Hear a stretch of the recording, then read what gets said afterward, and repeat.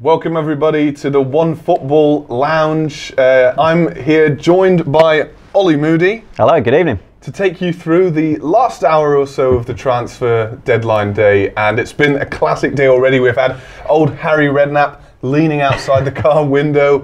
We've had Riyad Mahrez supposedly at Charles de Gaulle Airport for the last few hours, just sort of waiting to see if anyone will drop him a text. It's a bit of a Peter Odem-Wingy kind of act from Mahrez today, isn't it? Yeah. Sitting there at the airport, hoping that someone will sign him. Maybe turning up at someone's training ground. It's not a bad place to be, Paris. I mean, you're well connected. You've got a lot of outgoing flights to London, perhaps to Chelsea, maybe even to Barcelona. We heard reports earlier in the day that he'd been spotted in Barcelona. It sounds like it's all a big joke and that it wasn't the case. I mean, we've had a Photoshop picture of Alexis Sanchez in a City kit. I think the reports of Mahrez going to Barcelona might have come from Mahrez's mum. Yes, possibly. I don't think anyone else is linking him there. Well, one player who's famous for having his own sort of mum getting involved in transfer business is Pierre-Michel Lasogga, who's gone to Leeds United. So, indeed, yeah. Leeds fans, you've got that to look forward to. So, first off, actually, today, in the next hour or so, we're going to take you through all the deals that have been done today, all the ins and outs, all the ifs and maybes that could still happen, and of course, take a look back through this completely mad transfer window. I've got to the right of me Oli Moody, who is an Arsenal fan, so we'll be going through the pain and hurt that he's been through. Outing me early on, Max. Yes, honestly. And outing myself early on as a very, very happy Manchester United fan. Please do let us know in the comments who you guys think has had a good transfer window, how your club has done, what players you still want to see move, and any other transfer business or any other transfer related news that you want us to talk about or you want to share with us.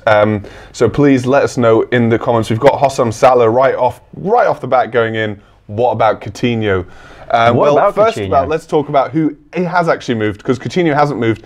Kylian Mbappe to PSG on a loan, although, Ollie, it's not quite your average loan deal, is it? It's not quite your average loan deal, is it? Because we all know that basically PSG are going to buy him next summer, and this is just a way of kind of getting around the FFP rules. Obviously, PSG have already spent big on one player. I think they had on Neymar. I think they had another way of getting around FFP with him as well. So they're playing a lot of games here, taking a lot of loopholes, and I mean that's probably a £160 million deal, roughly, give or take, which is the second biggest deal of all time. So not bad from PSG this summer, but yeah, not your average loan spell, that one. Well, Samuel here, he's saying breaking Alexis Sanchez signs for City for 60 million. We'll have to verify that for you guys. I'm not too sure that's happened quite yet. We've been hearing it's all cooled down with Sanchez, although he himself thought early in the day that the deal was going to happen. It looks like because Arsenal couldn't get a replacement in, the replacement in question was Thomas Lemar, for instance, who's just scored 2 goals for France in a game. So he's on the pitch. So if he's done a medical, it must have happened a few hours ago. We had a lovely story of Diafra Sakho staging his own medical and not being able to get a move going on. So a lot of City fans here wanting Sanchez. And Coutinho and Sanchez, both of those deals, what do you think? Still going to happen? No, I don't think both will happen. I think at this stage, the Sanchez one is the one that's least likely. Well, we've got a nice little picture on Twitter here of supposedly Alexis Sanchez, although I think that is a lot of that is actually Danilo with Sanchez's face kind of photoshopped. That's not even really a good Photoshop, is it? Like you can see the different tones there. You can see that one of them's been sort of part of it's been plastered onto the face, especially. But look, with Sanchez, what we've been hearing for the last couple of days is that the move is dependent on Arsenal being able to get in a replacement. Yeah. Arsenal clearly did not have anyone really lined up for that. They apparently made this huge late bid for Thomas Lemar, £90 million or so we were hearing, even though yesterday Arsenal was saying there was no money. And without having anyone lined up, it was unlikely that the Sanchez deal was going to go through. Big money that we're hearing, but I don't think it's going to happen now. Coutinho is a different story because the Spanish transfer deadline, of course we've been talking about this being transfer deadline day, the Spanish deadline is actually tomorrow, so they've got a bit more time to actually get Coutinho in. That might be a move that we see tomorrow. Well, let's talk about ins and outs at possibly the biggest club in terms of the transfer window, at PSG. We've got the graphic up here. I mean, only 4 players really that signed, but blimey, quite a signing. I mean, Dani Alves on a free, not a bad deal at all. Absolutely. But let's talk about those bottom 2, Neymar and Kylian Mbappe. Could you spend any more money? I mean, it's quite ridiculous. We've had some wonderful memes and GIFs and photos all over Twitter about how PSG are spitting into the face of financial fair play. Yep. What do you make of those 2 deals then? Let's talk about the one that happened today, Mbappe. Well, we're probably looking with Mbappe. I mean, obviously he's the one that everybody in Europe wanted this summer, right? I mean, everybody was after Kylian Mbappe. For a long time, we thought Real Madrid were going to get him. Monaco held out for a very long time, of course, and in the end, it's PSG who seem to have got their man belatedly in the transfer window. And look, there's a reason that everybody wanted him. He has got everything for a centre forward. He's quick, he's dynamic, he's a good finisher. He really has just about everything that you could want. And so it's not a surprise that he's gone for big money at the end of the day. Well, yeah. Belatedly. But look, I think the 2 of them, probably for a combined total of about £350 million, it's just massive, isn't it? It totally spits in the face of FFP, as you say. How can you really pretend even that FFP is a real thing? When you've got those 2 deals going on, and so I think really we know now that that's dead in the water. Yeah, well, let's talk about one quick update here. William Timms, did Spurs get Llorente?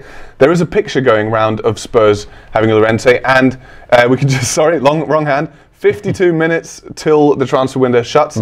And it looks like Spurs have got Llorente, I should pronounce him correctly here, in the presence of someone who is of Catalan descent, if memory serves me correctly. Basque, but yes. Yeah. But Llorente, I think that's quite a good signing, because one thing Spurs haven't done in the last few transfer windows is get any kind of strikers in.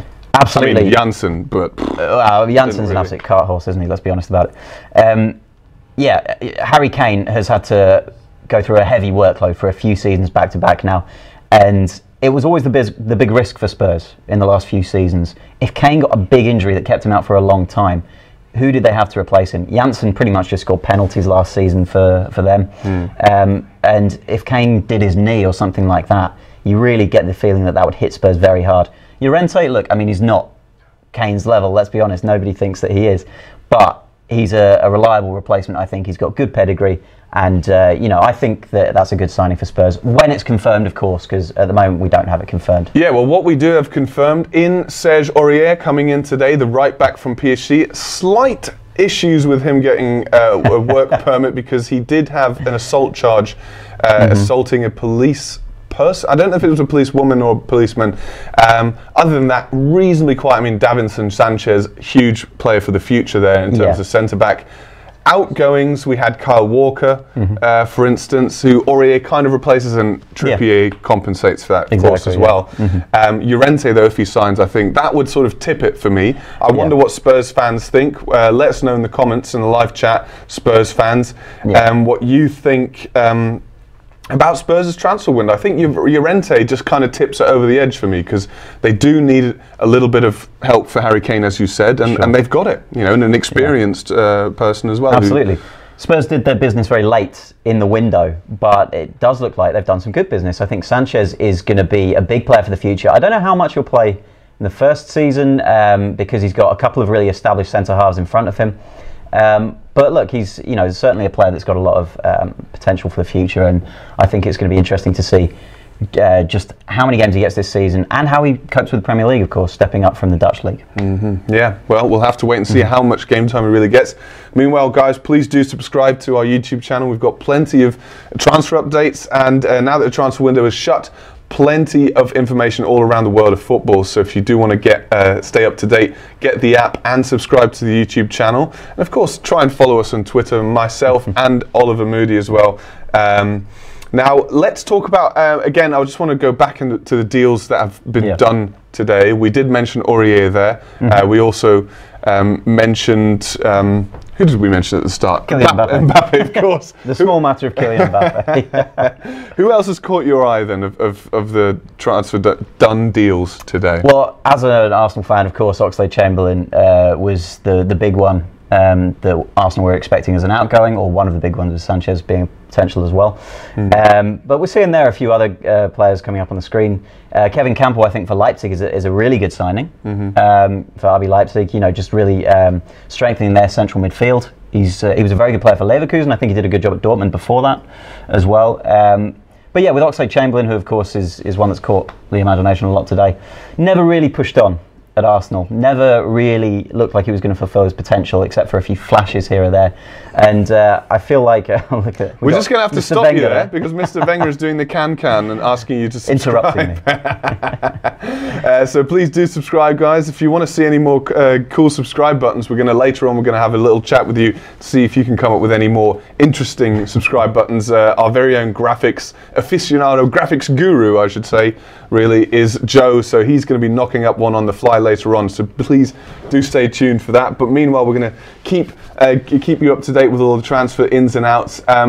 Let's go and look at Liverpool then, because we just mentioned Oxlade-Chamberlain. An interesting transfer window, because it was kind of dominated with the news of will he, won't he, in terms of Coutinho leaving or staying. But Liverpool now with Oxlade-Chamberlain, a nice signing. They're looking to have quite a nice squad, I think. Definitely, and I think the big one that you look at first of all is Mo Salah. He started the season absolutely on fire for Liverpool. He was brilliant in the game against Arsenal, among others. And with him and Mane and Firmino as well, they've got a really good front line there. They've got blistering pace with the two wingers, real strength out there as well. But Firmino is a really good football player on top of that. Salah, you know, has got a lot of tricks too, and Mane. But Firmino is a real sort of cultured forward. And if we look there at the outgoings, not really any high-profile, departures. I mean, you look at Divock Origi, who's gone to Wolfsburg, but apart from that, no real player that would probably make the matchday squad, apart from maybe Lucas Leiva. But he was on probably his last legs last season. Yeah. And then on the other side, of course, incoming, Solanke, a nice talented player, Robertson addressing the problems at left back, Salah, as you mentioned, what a signing he's been. I mean, he was criticised early in the transfer window. I remember lots of punters and fans saying, what a waste of money. And if we look at the transfer fees since then, what a bargain. Blown really. Out of the water. You know, that looks like an absolute bargain now, doesn't it?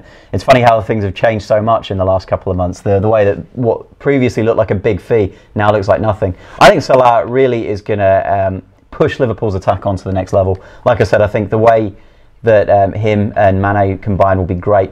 And this guy too, of course, Naby Keita. Now, Liverpool aren't going to get him for another year, but he'll be a fantastic addition to that team. Yeah. Oxlade-Chamberlain as well. It's going to be interesting to see how he pushes on. I said he hasn't really fulfilled his potential. We'll see if Jurgen Klopp can get it out of him. Yeah, well, let's go through some comments here. Official Niche, he's saying Mohamed Salah is a boss. Oh, quickly, I just want to mention Van Dijk, of course, who everyone thought was going to leave. And I want to talk to you just in a minute about sort of the deals that we thought were dead certain, but that didn't happen. But first, I reminded you guys to subscribe to our YouTube channel. Hossam Salah here is saying Salah is a good signing. And Hossam, seeing as you share a name with Mohamed Salah, I'm not surprised by that. James Plays is calling it a sweaty attack. William Tim saying Chamberlain's a great signing for Liverpool. Official Niche agrees with the Salah signing. He says Salah is a boss. But a lot of fans definitely agree. Still worried about Coutinho. Of course, the transfer window, as you say, still open tomorrow in Spain. It could still happen for Barcelona. But I think we've seen from a few of the Liverpool games already this season that they don't necessarily need Coutinho in that team. Not in the first team anyway. He's obviously a great player to be able to bring on. But I don't think Liverpool will miss him too much, and I think the amount of money they'll make from him from Barcelona is totally worth it. All right, they might not be able to, buy a replacement until January or next summer, but I still think that's totally worth Liverpool's while. And when you think about what they paid for Coutinho in the first place, it's really not, it's a massive profit that they're making on him. So I don't think Liverpool fans should be too worried about that. I think they should be positive about the players that they brought in and the way that their team is playing at the moment. Yeah, well, and I mean, Coutinho, I think the starting 11 now, I wouldn't necessarily put Coutinho in, and that's a bold, a bold statement if you think a few months ago. But if you look at how they played against Arsenal, I think you could probably leave him out. Less than 45 minutes to go, and the latest I've been hearing here is Danny Drinkwater, according to a couple of outlets, might be on the move.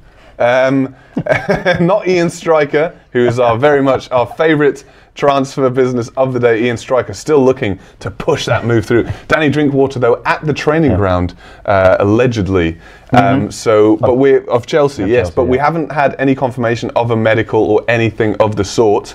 Do you think they need Drinkwater, Max? I don't think so. I mean, Joe, our graphics guru, has said to me, just another Scott Parker. I mean, I like Scott Parker as much as the next Fulham fan. Well, I'm not a Fulham fan, but as much as, most London club fans have had their fair share of Scott Parker at some point. But I think, not someone you'd put in the first name on the team sheet. And it's just a weird window for Chelsea because they had a few good signings, but they shipped out too many players at the start. And then they sold Matic, which I still can't believe happened. Yeah, but they bought in Bakayoko as well, so I don't think necessarily that Matic is that big of a loss for them. I don't think necessarily he was playing that well towards the end of his Chelsea spell, or certainly not in that middle Mourinho season where a lot of the players underperformed. I think Bakayoko is a good signing there. I don't really see the appeal of Drinkwater, to be quite honest with you. I know he had that great season with Leicester when they were all playing out of their skins. I don't really see him doing it again for Chelsea, but I don't know, maybe he'll surprise me, especially with a World Cup year. Well, let's take a review of Chelsea here, and we're going to really get our teeth into it, because I mean, outgoings here. And by the way, just to make it simpler for you guys, we haven't included the numerous loans that Chelsea tend to ship out every year. Here are the big deals. I mean, Juan Cuadrado was already sort of out the door. Yeah. Christian Atsu to Newcastle, a handy little player that Newcastle have been able to snap up, and Begovic to Bournemouth, very much a gentleman's sort of deal. We'll give him what he wants to do, and I mean, 10 million, not bad. Not bad at all. For a bench player, Chelsea have managed to turn a profit in this transfer window, believe it or not, which is very unusual for high-profile clubs. But those two at the bottom there, that shows why. I mean, Nathan Ake for a big sum to Bournemouth, and of course Matic, you've already mentioned, for a big sum to Manchester United. Yeah, I worry about Chelsea in that regard. I mean, Atsu maybe not so much, but Ake and Chalobah and those kind of players, do you really want to sell those? And let's bring that graphic up just one more time, because we can have a look at the incoming. I mean, we've got Alvaro Morata, of course, and of course, who could forget Ethan Anparu from Exeter City, snapped up on a free transfer. I mean, big signing of the summer. Team. I'm going to have to get used to saying his name. Timothy Bakayoko. Yes, thank you very much. Rudiger, a good signing. Morata's a good signing, and Kylian Hazard. From, I believe it's Hungary. You can never have enough Hazards. You cannot have enough Hazards. Is the Chelsea strategy there. And believe it or not, he's not a goalkeeper, he's another attacking midfielder. Who would have thought? Who would have thought, Hazard, there's something in the genes. Well, you just said Matic isn't is past his best, perhaps, or saying not as good as he used to be. I think the move will be good for him. Let's just stick the knife in then and go right into Arsenal's. Here we go, right. Arsenal's transfer business. Now, it is kind of, I mean, I saw a tweet earlier on, it is kind of getting that point where I don't even want to make fun of Arsenal anymore. I'm just kind of going, what's going on? I feel almost sorry for Arsenal fans. This is the worst thing, when opposition fans that, you have these big rivalries with, just feel pity for you. There's no banter anymore. There's no one making fun. It's purely just pity for your rival fans, and that's the worst thing. Funnily enough, I don't think Arsenal have actually had a terrible window when you look at it on paper. But this sums up the window somewhat, doesn't it? Gunnosaurus taking a hit there and saying, "This is it. I can't go on anymore." I don't blame him, because the way the team's played, But when you look at the transfer business generally, Arsenal have held on to most of their best players. Yeah. Oxlade-Chamberlain was never really a regular in the first team. He sort of flitted in and out in different positions, but he never held down one first team place. They've kept hold of Sanchez, it looks like, at this stage. Things can change, but it looks like they're keeping hold of Sanchez and Ozil for another season. And they brought in Lacazette, of course, as well, and Kolasinac on a free, I think, is a great deal. One of the deals of the window for me, and I mean, let's just keep that up there and have a look, really get our teeth into that. There's Lacazette and Kolasinac. For me, a very good pair there. That right off the bat, I thought a great signing, great window, but then it sort of stopped. And then you get Szczesny going, Gibbs going, Gabriel, Oxlade-Chamberlain. Like you say, none of them really first names on the team sheet. You could argue Oxlade-Chamberlain maybe. And funnily enough, Oxlade-Chamberlain coming in might allow Kolasinac to finally play at left wing back or left back, as opposed to Bellerin back there. Bellerin. What was Oli? Try and make some sort of rhyme and reason out of this, because why was that happening? Why was Bellerin playing a left wing back? If anybody can explain that, please do tell us in the comments. Why would you shift Bellerin across to the left just to play Oxlade-Chamberlain at right wing back, which isn't his position, when you're about to sell him as well, when he's got one foot out the door? It doesn't make any sense to me whatsoever. But yeah, Kolasinac is a player that I'm a big fan of, so hopefully we will see him in the team a bit more now. Big, strong player. Lacazette, great pace, good finisher. And from that point of view, Arsenal have actually done some good business. But players like Lemar, missing out on that is going to cost them big time, you'd think. If nothing else, from the feeling around the club, the sort of PR, that you get from a big signing. Arsenal chased Lemar all summer and ended up throwing in this massive bid, panic bid right at the end of the window. And so it's hard not to feel like it was just a bit shambolic, really. Even with a couple of good signings and the players, all right, Gabriel, backup centre-back, really. Oxlade-Chamberlain, utility player. Szczesny was on loan last season anyway. They haven't really sold anyone who was a first choice. And they brought in a couple of good players, but it still feels like the feeling around the club is not good at all. And you can see that most when you hear about people like Sanchez desperate to move away. Ozil not looking like he's going to sign another contract. Oxlade-Chamberlain, desperate to leave as well. A good price, though, for someone who was on the last deal. I mean, and talking of good price, the best price, really, and one of the best pieces of transfer business from Arsenal for a long time, Sead Kolasinac arriving on a free. One of our colleagues here at Onefootball is a Schalke fan. His name is Benny, and he knows Kolasinac better than any of us. So we're just going to have a quick look at what he says, what he's got to say about Kolasinac, so you get all the details. We've seen him play out of position. Here's Benny with what could be happening at Arsenal if he was playing in the right position. First things first, guys. His name is Kolasinac. Everything else is bullshit. Only after a few match days in Bundesliga, Schalke is already missing Kolasinac. Why? Besides his physical skills, this guy is a mental monster. He's one of the guys that can infect a whole crowd with one tackle or one offensive move. He's extremely focused on the pitch and an aggressive leader. And his body language can help a struggling team. He loves to set off on offensive runs and is always good for a surprise assist. Well, his technical skills are limited and he sometimes really loses the overview in close situations. The other thing is he definitely has to work on his defensive positioning, especially on high balls when they fly over his head.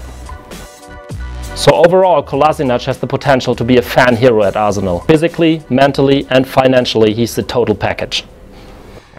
Well, that was Benny there, the Schalke fan, with his scouting report of Kolasinac. Does it make you feel a little bit better as an Arsenal fan? There he is again. As Wenger waltzes through the screen, reminding you to subscribe to our YouTube channel and reminding me to not shut off the laptop in between takes here. But Arsene Wenger there, just dancing through as if life was all well. As if he'd had a glorious transfer window and everybody loved him and no one was shouting Wenger out.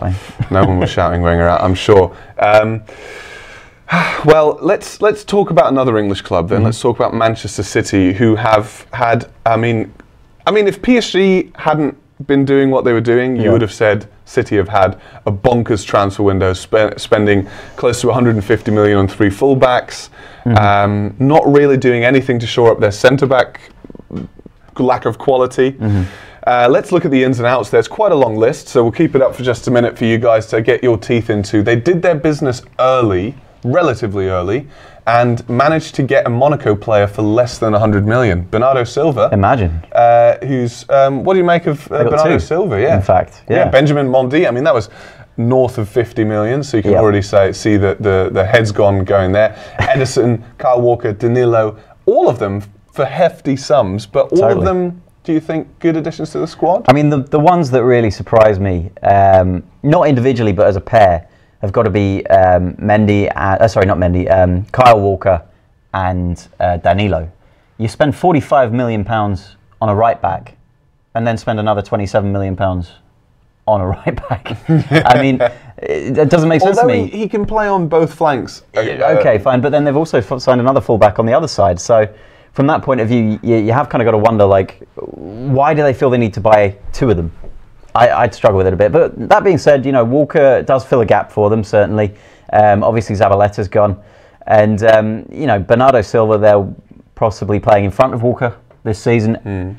He looks like a great signing to me. I think he'll be a really good player for them. Quickly, before we talk about the other signings and the outgoings, I want to just mention David Silva, who's suddenly adopted the shaved head look. The prisoner on day release look. Yeah, bit odd. It doesn't. I miss his long locks, you know. Yeah, well, he always had very sort of silky. He'll still be just as silky on the pitch, I'm sure. I'm sure as well. Yeah, a little bit of aerodynamic edge to him, flying through. But let's go back to the outgoings then at Manchester City. A few interesting ones there. Kelechi Iheanacho leaving the club, which I find a bit of a shame. Yeah, slightly. I mean, a player with a lot of potential, but just wasn't getting game time. Yeah. You know? A few clearings out there. I mean, Samir Nasri, of course, Kelechi and Sanya as well leaving. Not even making our list because they're not that important. But Fernando, weird to see him go because he was always that sort of, you know, he wasn't quite Fernandinho, I guess. That's kind of the verdict of his time there. Kolarov also kind of, you know, passed his best, I suppose, and Nolito. Quite a weird end to his time there, because in the first half of the season, he played quite a lot under Guardiola. Yeah, but then hardly at all after Christmas, if I remember correctly, and he never really looked like he was going to take the Premier League by storm. I'm not that surprised to see him go. I think City can do better, and they have got better with Bernardo Silva. Yeah, and I mean, in terms of their credentials this year, title-wise, do you think City are nailed on? Are they possibly? I don't think anyone's nailed on in the Premier League, to be honest with you. I think there's a few strong teams up there, but City are definitely among them. I think City have the best squad in the Premier League. I think if you take them position by position, you look at depth as well, I think they've got, quality-wise, the best team. And it might take Guardiola just being able to calm himself down a bit and not give them too many instructions, just let them play.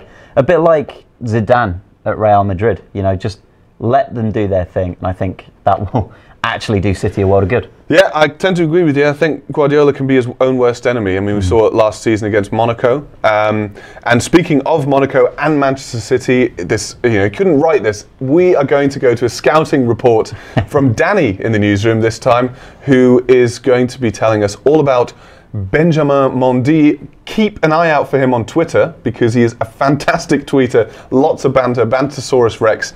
But first, a scouting report on Benjamin Mendy, who's recently joined City from Monaco.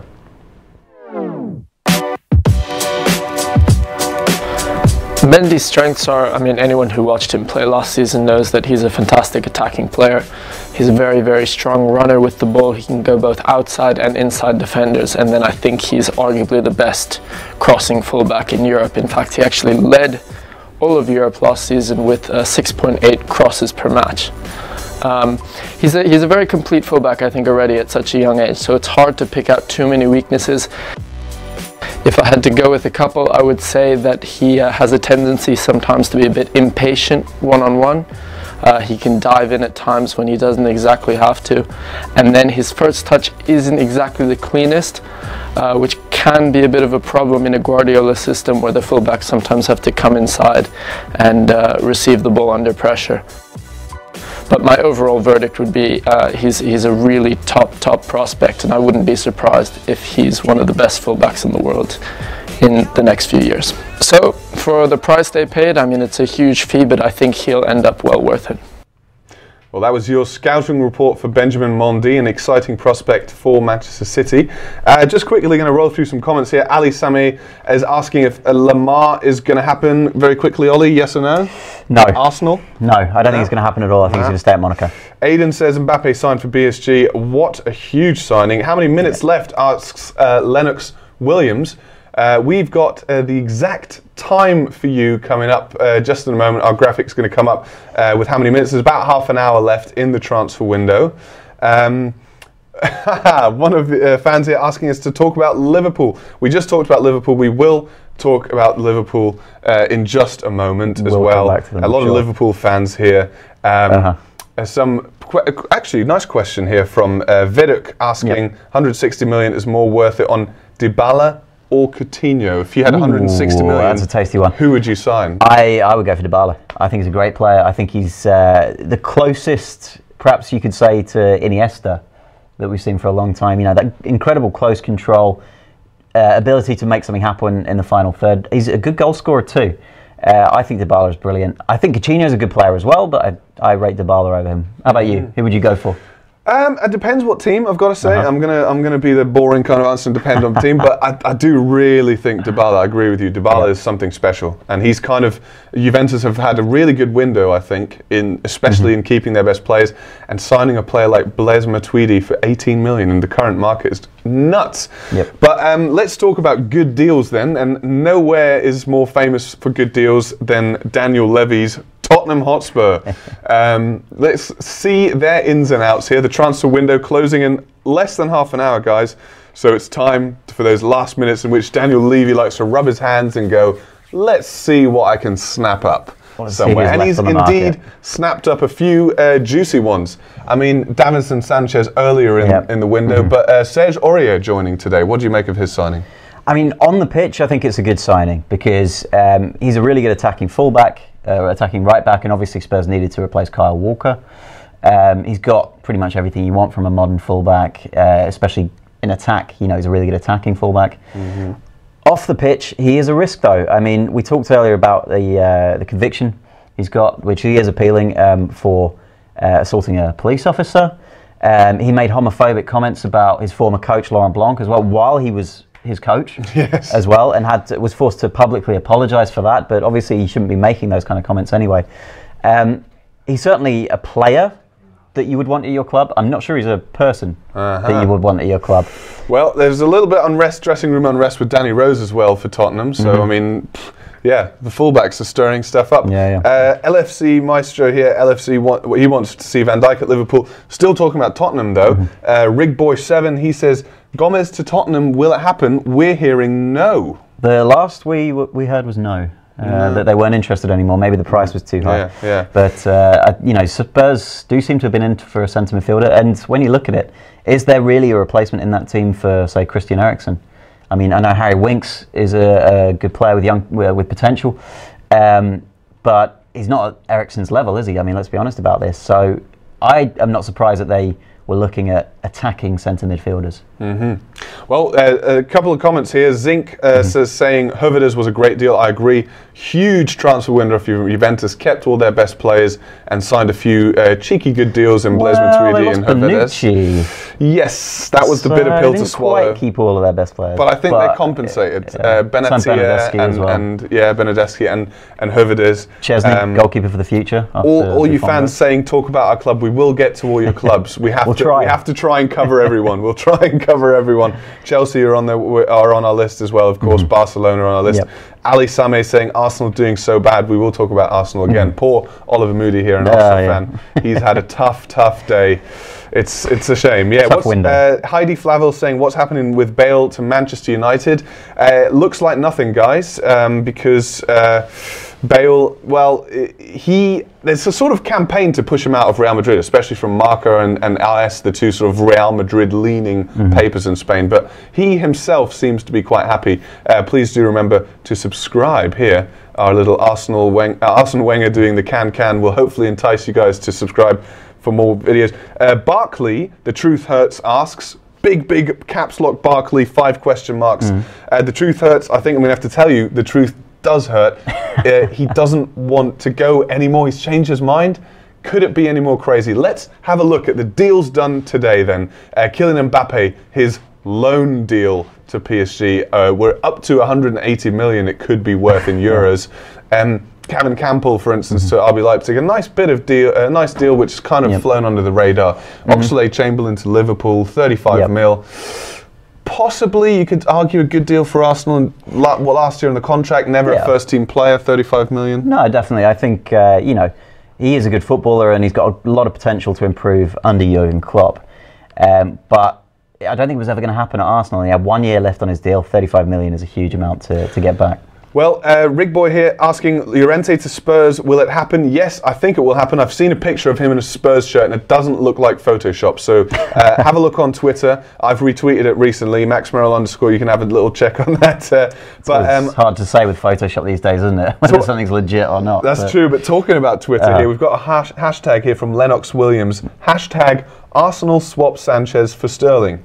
And he's saying he's an Arsenal supporter. Would you take that swap deal? Yeah, definitely. I mean, Sanchez is a player with 1 year left on his contract who's not going to sign a new contract.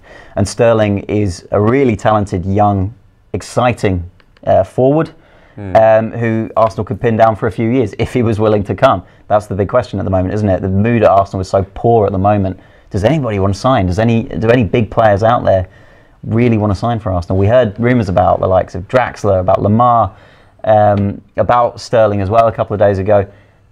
None of them have come to fruition. Draxler at one point looked really close. I mean, we were hearing murmurings from several sources. Both of us were hearing that he'd been in touch with Arsene Wenger, that there was going to be a bid. Nothing tabled. Very disappointed from Arsenal. Alphabet Duck asking a really important question, though. Where's Mahrez most likely to go? Where is Mahrez is the real question. It's like, where's Wally this, isn't it? Roma gave up on him. Very true, Alphabet Duck, they did. He rejected Chelsea. I'm not sure that happened. I'll take your word for it. Arsenal are, and I can't say this word, but he's saying Arsenal aren't good. Spurs don't win anything. Barca don't want him, so surely United. I don't think he's going to United, and I think it's looking increasingly likely that he'll go nowhere, except if Barcelona, who are reeking of desperation in this transfer window, decide to go for Mahrez. Yeah, I'd be a bit surprised by that one, as I said earlier. I mean, when you look at the quality of Neymar, the big player that they've lost this summer, and what Barcelona need as well, I just don't see Mahrez filling that gap. He had one great season for Leicester, of course. Didn't do much before that. Hasn't done a great deal since then. I would be hugely surprised to see Mahrez rock up at Barcelona. They've got another day, as we said. They do. And Spain, that's the key. Spain, they've got, I think it's a bank holiday in Spain right now, so they've got a day more. I mean, Portugal have got a lot more time. They've got a month, basically. Yeah. Just going to run through some comments, and then we're going to give you a transfer update. Tyler Roden saying, will City buy Sanchez? Looking increasingly unlikely, Tyler. Michael Morgan wants a shout out. There you go, Michael. As easy as it can be. Who are Liverpool signing? I think they're done. Sanchez to City, will it happen? Looks unlikely. Drinkwater, no news at the moment, but we're hearing reports that he's at the training ground there. Coutinho to Barcelona, we'll talk a bit more about that.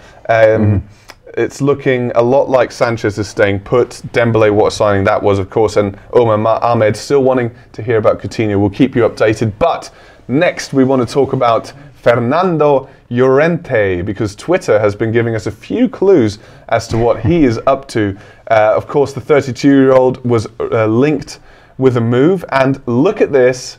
It looks like he has gotten his move. Looks like it's happened. Yeah, he's got it to Tottenham, and that means Harry Kane has got someone other than Vincent Janssen. Harry Kane can have a break at some point. He's got to be shocked by that. He's not going to know what to do with himself, is he, when he actually gets a match day off? And it's not, a cup game against the third division team. Yeah. And of course, I mean, he hasn't scored yet in the Premier League this season. He's never scored in August in his career. Can you believe it? Sure. I mean, in the Premier League. He's only been playing Premier League first team for a few years now. But yeah, he does tend to have a slow start to the season. Of course, we do still expect him to really hit form at some point and just explode with goals. But it certainly is a big help for Spurs to have someone like Llorente around, just to give him a bit of backup, just to give him a break, and just to offer something different up front as well. Well, Luke Grant here asking, will Willian go to Manchester United? I think it's unlikely, but let's look at Manchester United, because for me it's always this thing, if your club isn't doing anything on deadline day, it can either mean, you know, a big deal, or it can mean nothing. you've had a really poor transfer window and you're really frustrated.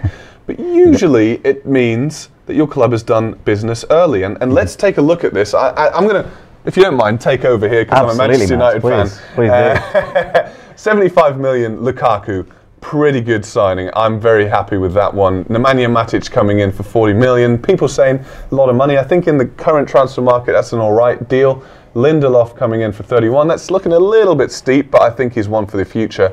And Zlatan, what club can claim to have signed Zlatan on a free twice?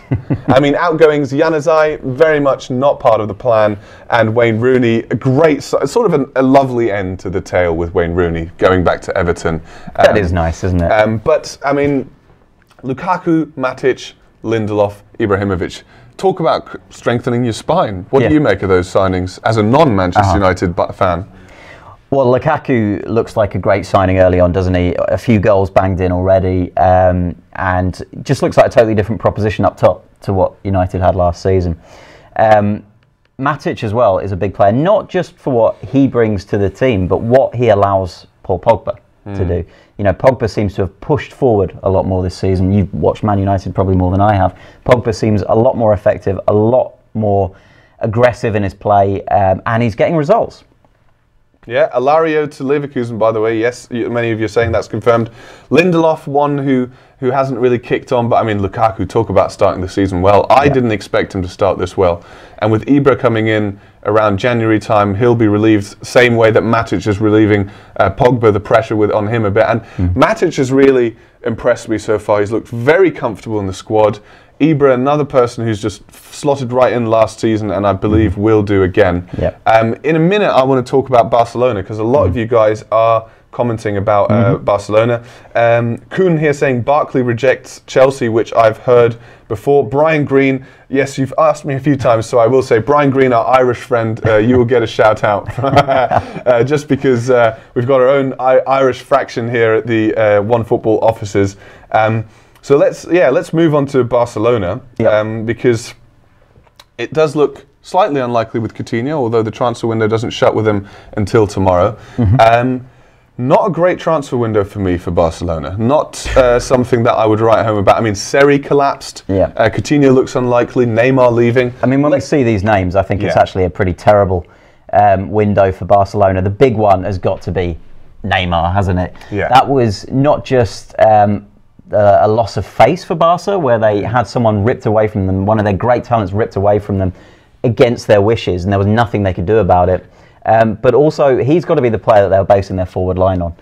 And then we look at some of the other players in there. I mean, Neymar was the big one they've lost, but in terms of the signings, there's nobody in there until you get down to Dembele who really excites you. And Dembele is a bit of a risk. I mean, he's only been a pro for a couple of years. He had one great season at Rennes, one great season at Dortmund, and now he's supposed to lead the line for Barcelona. He's supposed to take over from Neymar. I mean, come on, that's huge pressure, especially with that price tag. A lot of pressure. A huge amount of pressure, and I mean, it's looked a bit shambolic from Barcelona really in recent times. They haven't got their deals done early as they used to do. No. And Seri, for instance, not happening. I do need you to remind me just for a second. Just give me a second here. How much did they pay for Paulinho? 40 million? 40 million. 40 million for a 29-year-old who's been playing in the Chinese Super League in for China, a couple of years and has. Hold on, sorry. Basically. One more time. Sorry. We've got Messi here. I mean, Messi, he's still there. Messi and Suarez are now basically what Barcelona has got left. Busquets is sitting around passing to nobody because there's nobody in that team that is on the level that he had before. Iniesta's still a great player, but he's getting old. He's 33 now. Coutinho is someone who could maybe take the pressure off in centre midfield, but that guy, Paulinho, I just don't see it. I'm sorry. I don't think he's as bad as perhaps we all think from his time at Spurs, but I just can't see him being up to the level that Barcelona need. I mean, when you think it was only a couple of years ago they had Xavi. Dembele is a player who excites me a lot. I think he's going to be an excellent player at Barcelona as well. But he's still very young. He's got a massive price tag over his head now that he's got to deal with that pressure. And, of course, the Camp Nou crowd. They're not going to accept him taking a while to settle in. He's got to replace Neymar pretty damn quick. And that is a huge ask for a player of that level. Yeah, yeah. Well, we've got a few suggestions here from our comments. Chris Rodas, he's saying Di Maria to Barcelona. Could that happen? I haven't heard any rumours, but it would potentially be a player who could give them a bit more in attack, or give them an alternative in attack at least, because they're not exactly flush with quality wide players now. Obviously, when you look at the front three that they had last season, with the MSN, of course, they didn't really have top quality replacements in there because they just weren't going to get a chance to play. I mean, why would you want to go to Barcelona and sit on the bench for 38 games a season, you know? But now I think they do need a couple more in. And Di Maria, maybe PSG looking to get rid. Could happen. I think Draxler would be a better call, though. Could be, yeah. Zappacosta, Solomon asks, or he just sort of writes, Zappacosta, I'm presuming you want to know any news. It looks like that's a done deal, 25 million. Man City close to signing anyone? Not as far as we know. Arda Turan, haven't really heard about him in a long time. What's happening with him? He's probably regretting his move from Atleti. I think he should have stayed there, personally.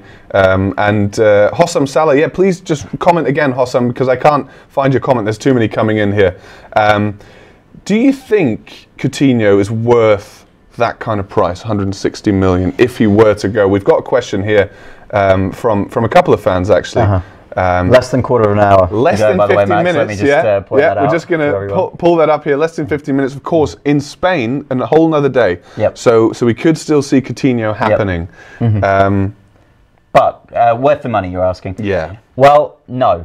But this is not the normal kind of. This is not a normal transfer window, is it? Neymar moved the goalposts, basically. The Neymar move changed everything. Now you're getting, you know, kind of average players going for big money. We just talked about Paulinho coming in for 40 million. Would Barca have paid 40 million for a player of that level before the Neymar deal? I don't think so. I can't see that happening. And Dembele for over 100 million in euros at least. Would that have happened before the Neymar deal? No, I don't think so. We talked about this 90 million offer that Arsenal made for Lemar. Would that have happened before Neymar? No. So, you know, is Coutinho worth that kind of money? No, I don't think he is. I don't think he's worth anywhere near that. But we're not in a normal transfer window. And I think Liverpool should take it. If it's anywhere above 130 million, Liverpool should take it and see if... But now it's a bit late. You know, now they can't get a replacement. And although you could argue that they kind of already stocked their squad well enough. Hossam Salah asking if Mahrez is moving to Barcelona or not. He could still go. There's a whole other day in Spain tomorrow for him to move. And he's quite keen on a move, as we have heard. He has been spending his day at Paris airport trying to move around. But... we've talked so much about Barcelona that we really have to move it on to their big rivals, Real Madrid, who have had somewhat of a strange window. Real usually have that massive Galactico signing. For a while, we all thought it was going to be Kylian Mbappe, but it turned out to be pretty much no one. I mean, they've gotten rid of quite a few high-profile players. Made a big profit. Good business, bad business. How do you see it? You know what, Real was so good last season that I don't think they needed to do much business. And when we look at the players they brought in, Theo Hernandez is definitely a player for the future. And the same to an epic scale with Vinicius Junior, who they signed before I think he'd even made his pro debut for Flamengo. And they signed him for massive money as well. I mean, look at that number on the screen there, it's just giant. Dani Ceballos is an interesting one. I think he could be a good player, but you know how it is with Real Madrid. Sometimes these players come in from other Spanish clubs and they just get kind of gobbled up by the whole Real Madrid machine. But the out column there is the really interesting one. You know, they've lost some players that you would consider pretty big players. Alvaro Morata, Danilo being two of them. That they made a lot of money on those guys. But I don't think they look weaker this season. And the start to the season that they've had, where they just demolished Barca in the Super Cup, I think they're not going to be too unhappy with that. And perhaps, you know, Mbappe is a big loss, or missing out on him is a big loss. But I don't think they'll be too upset. Yeah. Well, let's just have a look at a couple of people here asking about Chelsea's latest moves. We've got, of course, Alvaro Morata, who joined Chelsea. But Terence Savio Lepcha asking about the Drinkwater saga. Now, the latest we have, and about an hour ago we were hearing he was at the Chelsea training ground, but no update there at all. though there has been an update with Zappacosta. The deal is likely to be announced before the deadline, which is in about 10 minutes, just over 10 minutes. Got the clock up here. It's coming up to the 10-minute mark, guys. Nearly there. You better get that fax printed. It's 28 million plus 2 million in add-ons for Zappacosta, allegedly. We don't know yet if that is the real fee, but that's kind of the fee that's been quoted about all day, 25, 30 million. We're officially into squeaky bum time here with the transfer window, aren't we? Yeah, Mamadou. Last 10 minutes now. Mamadou Sakho Ken Swagger Callis, nice name, has gone through yet, 23 to 26 million, around that, to Crystal Palace. And of course, one of the big signings of the transfer window has been Joel Campbell to Real Betis. Oh, the big one, Max. The one we've all been waiting for. Yes, Arsenal fans. Yeah, I mean, and I cannot believe Joel Campbell is still at Arsenal. How has he managed to do that, Oliver Moody? How's Joel Campbell still there? How's Matthew Debussy still there? Arsenal have got this really bloated squad, and Joel Campbell, you know, with his annual loan deal away from Arsenal, kind of sums up what's wrong with Arsenal's transfer policy. They get these players in, and then they can't ship them out. They're paying too much money, I guess, for squad players. Joel Campbell off to Betis, but Arsenal are probably still going to be paying most of his wages. So it's a really bad deal for Arsenal, and they've got it with a couple of players this season as well. Yeah. A couple of strange deals there. Paulinho, another one. Just, you kind of think, who's doing the transfer activities there? But we're going to move on to a club that, in my opinion, has had one of the strongest transfer windows, even though they lost one of their best players, Borussia Dortmund. Yep. They had a player who was sort of nailed on for a departure earlier on in the season in Pierre-Emerick Aubameyang. We all thought he was going to go. Yep. He's stayed, and they've signed some nice players. I mean, some players that are looking more for the future. They added some squad depth, but here we see Yarmolenko, who was very quickly announced after the Ousmane Dembélé deal goes through. So that's always comfort for the fans when you think. Maximilian Philip there as well. He was signed well ahead of that, which was always a good move because they had a beefed up squad as a result. Umar Toprak, another player that they got in very early, already in January they signed him for the summer transfer window. And I believe it's Zaka. Say that name again, please. Zagadou. Dear me. But let's look at that ins and outs here. We've got Umar Toprak, decent signing. Mahmoud Dahoud, another good signing. Zagadou, Philip. Yarmolenko, Toljan for me, really good signing as well. Some good young players in there, definitely. Again, Dortmund looking to the future. It worked for them, of course, last year, bringing in Dembélé and now selling him at a massive profit to Barcelona. Sad for Dortmund, obviously, that they lose a big player yet again, but they've kept hold of, as you said, Aubameyang. And I don't think there's anyone in that out column they'll be too sad to see go. You know, they've got a lot of other good young players who can step in to replace Dembélé. Christian Pulisic's still there. You know, he's a great young player for them. Losing Moore, losing Sven Bender, I guess, has been there for a long time. He's an established player at Dortmund. But again, I don't think he's, you know, necessarily a player that they're going to miss too much. Ginter never really hit the standards that we were hoping to see from him after his move from Freiburg. But you look at the outgoings there, and I think they've turned a healthy profit because, I mean, even Adrian Ramos, 10 million to China. I mean, that's a great deal. Emery Moore, bit of a weird one for Emery Moore because there was this whole saga of him going to Inter Milan. That deal collapsed, allegedly because his agent was asking for a bit more there. But Matthias Ginter, another player who was, you know, never first name on the team sheet, and they got a nice healthy profit out of that. Really good deals from Borussia Dortmund. I think they've had a really good summer. A very strong summer. The only thing I would say against that is that I don't necessarily think they've done enough to help them catch Bayern. And that is, of course, the big question. Will it help them catch RB Leipzig? I mean, Leipzig have made some good signings too. But the real goal is to catch Bayern and win the league title. I'm not sure Dortmund's business is going to be enough for that, especially when you look at some of the deals that Bayern have done this summer, which I'm sure we'll do at some point soon. Of course, the German transfer window has been closed for a few hours now. It closed at 6 p.m. Berlin time today.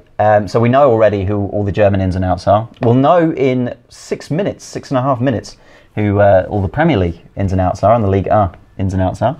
But let's take a look at the Bayern ins and outs because we've just been talking about them. And a couple of deals they got in very early there, like Dortmund with Toprak, Niklas Zülle and Sebastian Rudi. They signed very early. Yeah, they were announced in January, weren't they, those two? I mean, really going quickly. I mean, Coman, we kind of knew that deal was in the pipeline. Serge Gnabry, another nice one, although they loaned him out. I'd say, I mean, a very strong window. I mean, look at even look at James Rodriguez and the classic signing there of player name, who's a fantastic winger from old what team. A signing, what a signing. Yeah, and very cheap as well. But Corentin Tolisso, I mean, a player that you like a lot. I'm a big fan, yeah. Let's talk about him let's talk about him just now. What do you think? What do you make of Tolisso's signing? Very expensive for a player that probably isn't on the map of a lot of average fans. No, but he'd been getting a lot of hype from his performances in France, and I think he showed pretty early on already. He scored a goal in his opening game against your team, Max Leverkusen. You just had to mention that, didn't you? Just had to mention it. Just had to get one dig back in there. Look, Tolisso is a great player on the ball, and Bayern needed that because Xabi Alonso retired in the summer. Renato Sanchez hasn't hit the peak that they were hoping he would, and has now gone on loan to Swansea, as we'll see. But Bayern, I think, still look very strong. Tolisso for me is a top signing for them, and I think they did the business at the right time. I think if they'd done it any later, he would have cost a lot more. Zula, a great young centre-back, I think is going to be a mainstay in the Germany team for years to come. Come on, they know what they were getting with him. Yeah, I'm not overly convinced with him. End product is a bit lacking for me. He's still got a lot to gain from that point of view, I think, but he's still young. He's still a player who can develop a lot. Of course, on the other wing, Serge Gnabry as well. Not this season, not for this season as he's out on loan, but for the future, I think definitely a big player. Well, ding, ding, ding, guys. It's less than 4 minutes till the transfer window ends here. Less than 5 minutes. Less than 5, sorry, yeah, just about 4 minutes. And it's already started to get really silly. We're hearing Ross Barkley basically trolled Chelsea by turning up for a medical.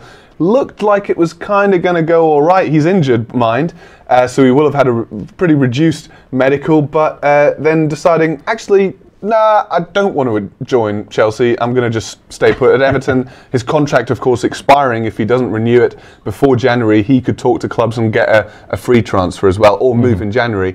So let's look back at the big deals that were done today in the transfer window on transfer deadline day so far. We've still got 4 minutes, Max. We're still waiting to hear Zappacosta confirmed. We're still waiting on Danny Drinkwater as well, but here we go.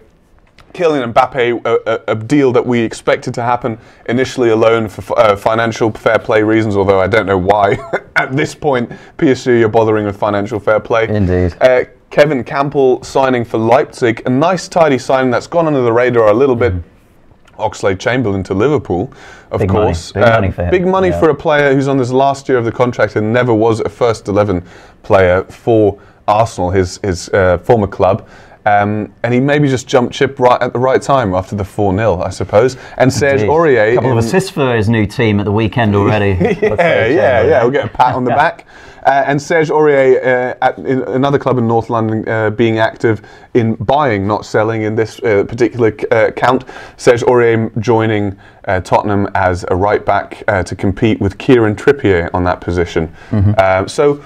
quite a nice window from Tottenham. By that time, this is the point where we're madly searching through Twitter, exactly, just to try and see what deals are going to be done at the last minute. But of course, there's quite a few that we were expecting, but we haven't actually seen happen. We still could see them happen, maybe. But Lemar is obviously one of the guys that we were kind of expecting to see move, and it just hasn't come off. Anyone else that you can think of, Max, who we were waiting to see? We were waiting for the club to announce the signing, and it just hasn't happened. There's a whole list for me. I mean, Llorente looks like it's gone through, but Drinkwater looks like it's not going to go through. Mahrez, we all thought was going to go at some point this transfer window. It looks still like it hasn't happened. Barcelona, of course, could still move in tomorrow because the Spanish clubs are open for another day. Diego Costa, what has happened to him? I mean, he's just going to be rotting on the reserve bench for Chelsea until the World Cup. Will Spain pick him? Right now, they've called up David Villa, who's 35, and left Diego Costa out the Spain squad. Ross Barkley, another one we thought was going to happen. And of course, who could forget Alexis Sanchez? Or is it Danilo with a little bit of Photoshop? Yeah. I think it's Danilo with Photoshop. You kind of agree, don't you? I mean, I don't think... And that one didn't go through. Virgil van Dijk. Virgil van Dijk, who would have thought he'd be at Southampton all summer? What about Julian Draxler as well, a player who has got to compete with Neymar now? I don't see him getting many games there. And again, it's a World Cup year. Draxler is not first choice at Germany. I know at the Confed Cup he was the captain, but that was not Germany's first 11, was it? Let's be honest, their first team squad. Well, let's bring up the counter because we're into the last minute, guys. It's all happening. Of course, the fax machines will be whizzing. The email accounts will be buzzing with all sorts of PDF documents sent to secure sign on your website of choosing. Email accounts buzz? Is that? or pings on phones, whatever you might be getting. Right, I'll give you that. It's looking like it's all done. KM Gamer KZXZ saying Boney, Wilfred Boney. Of course, we're still waiting for that. Absolutely. We haven't heard any confirmation of Wilfred Boney so far. Well, that could be linked to the Llorente deal as well, right? Would Swansea let Llorente go without having someone to come in? And Boney is the one that everybody was saying he's going to be the one to replace him. If it doesn't happen, does Llorente get called off suddenly, and does he have to take that Tottenham shirt back off? Yeah, well, Arsene Wenger won't be putting on a Tottenham shirt anytime soon, but he's going to be wearing that can dress more if you guys subscribe. So please do keep subscribing to see a bit more of, look at that, gorgeous. Wenger couldn't attract any players at the end of the transfer window. Maybe he needs to wear more. Could he attract some people to our YouTube account? That's the big question. Yes, that is the big question. He can't really get deals done, but maybe he can get subscription done. Leicester City, done deal. They've signed Alexander Dragovic on loan. As a Leverkusen supporter, I can tell you, have fun with that one. What not have they done? I don't know clearly why. did not watch him last season. Yeah, Leicester are also frantically trying to get the paperwork done on Adrian Silva, who could be going in, which could mean Danny Drinkwater could be moving out. So it's all still happening. Remember that transfer deadline date has ended now. However, extensions can still be applied, and if you hit subscribe, we will continue to give you all sorts of information in the next half hour, because usually some deals kind of trickle in just before the window has shut. Max, I've got to correct you, because just a minute ago you said that the transfer window is closed. What you actually mean, what we're contractually obliged to say, is that it's slammed shut. Yes, that's true, very much. It's slammed, shattering the glass of the window, and you get told off by your mum for kicking a football through it. It's totally a real window. Yeah, we're still waiting for some deals to come through. Llorente is one that we're still just waiting for, but it's looking like Adrian Silva to Leicester could happen, thereby meaning that Drinkwater could also happen. Like I just said, Leicester, done deal. They've signed Alexander Dragovic on loan from Leverkusen. Here we've got. We had PSG for a moment there, but of course, so many deals to look out for. We're going to keep you posted, and guys, please keep your comments coming. Yes, Hamish, it is done. Now, Paris Saint-Germain, possibly the protagonist, the sort definitely. of, the shall we say, the big star of this transfer window. I mean, look, the two names at the bottom there we were talking about, Neymar was the big one really for me. That was obviously a signing of a great player, and a player who at 25 has still got a lot of years left at the top. But it also made them the big dogs in this transfer market.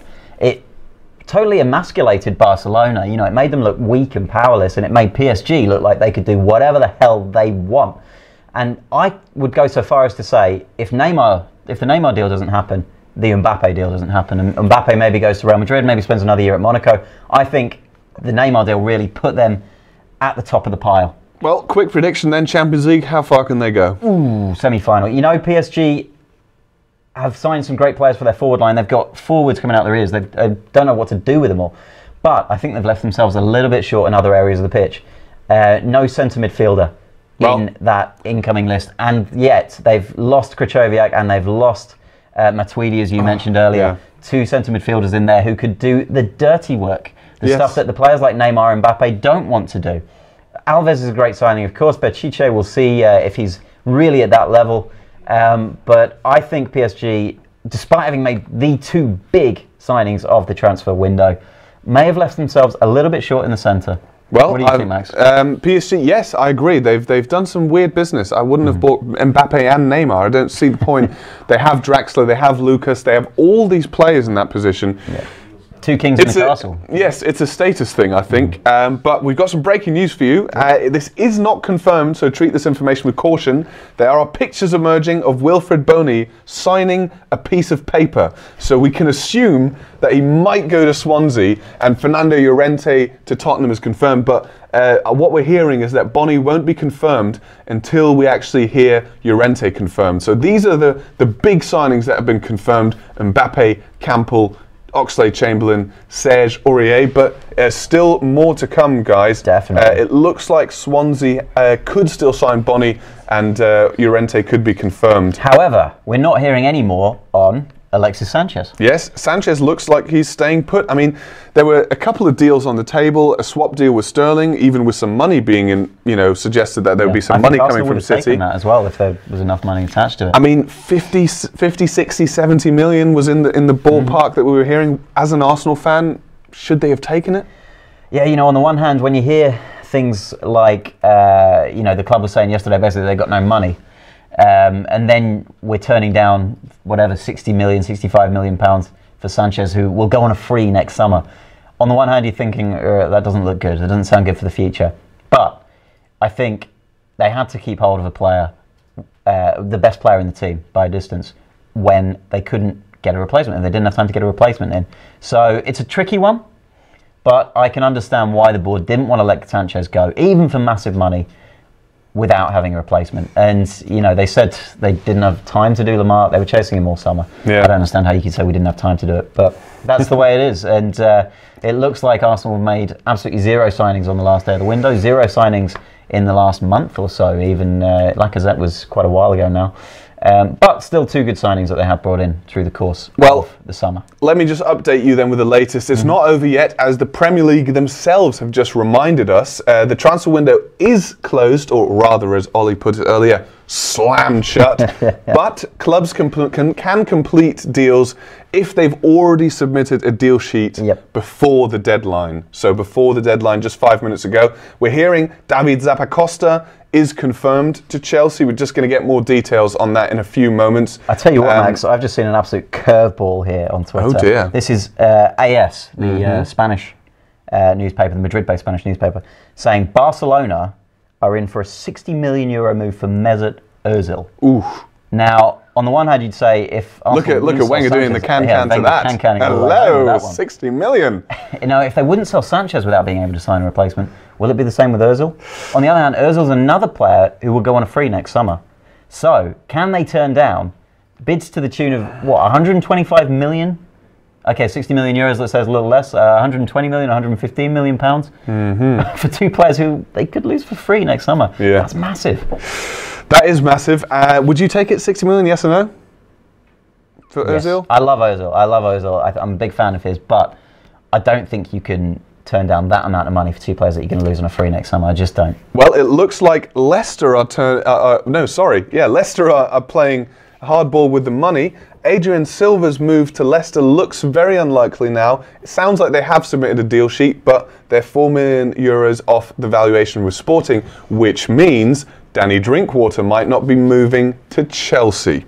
So Torino, they are confirming though that David Zappacosta has gone to Chelsea, but Chelsea looking like they're going to miss out on Drinkwater because Leicester couldn't get a deal done with Adrian Silva of Sporting Lisbon.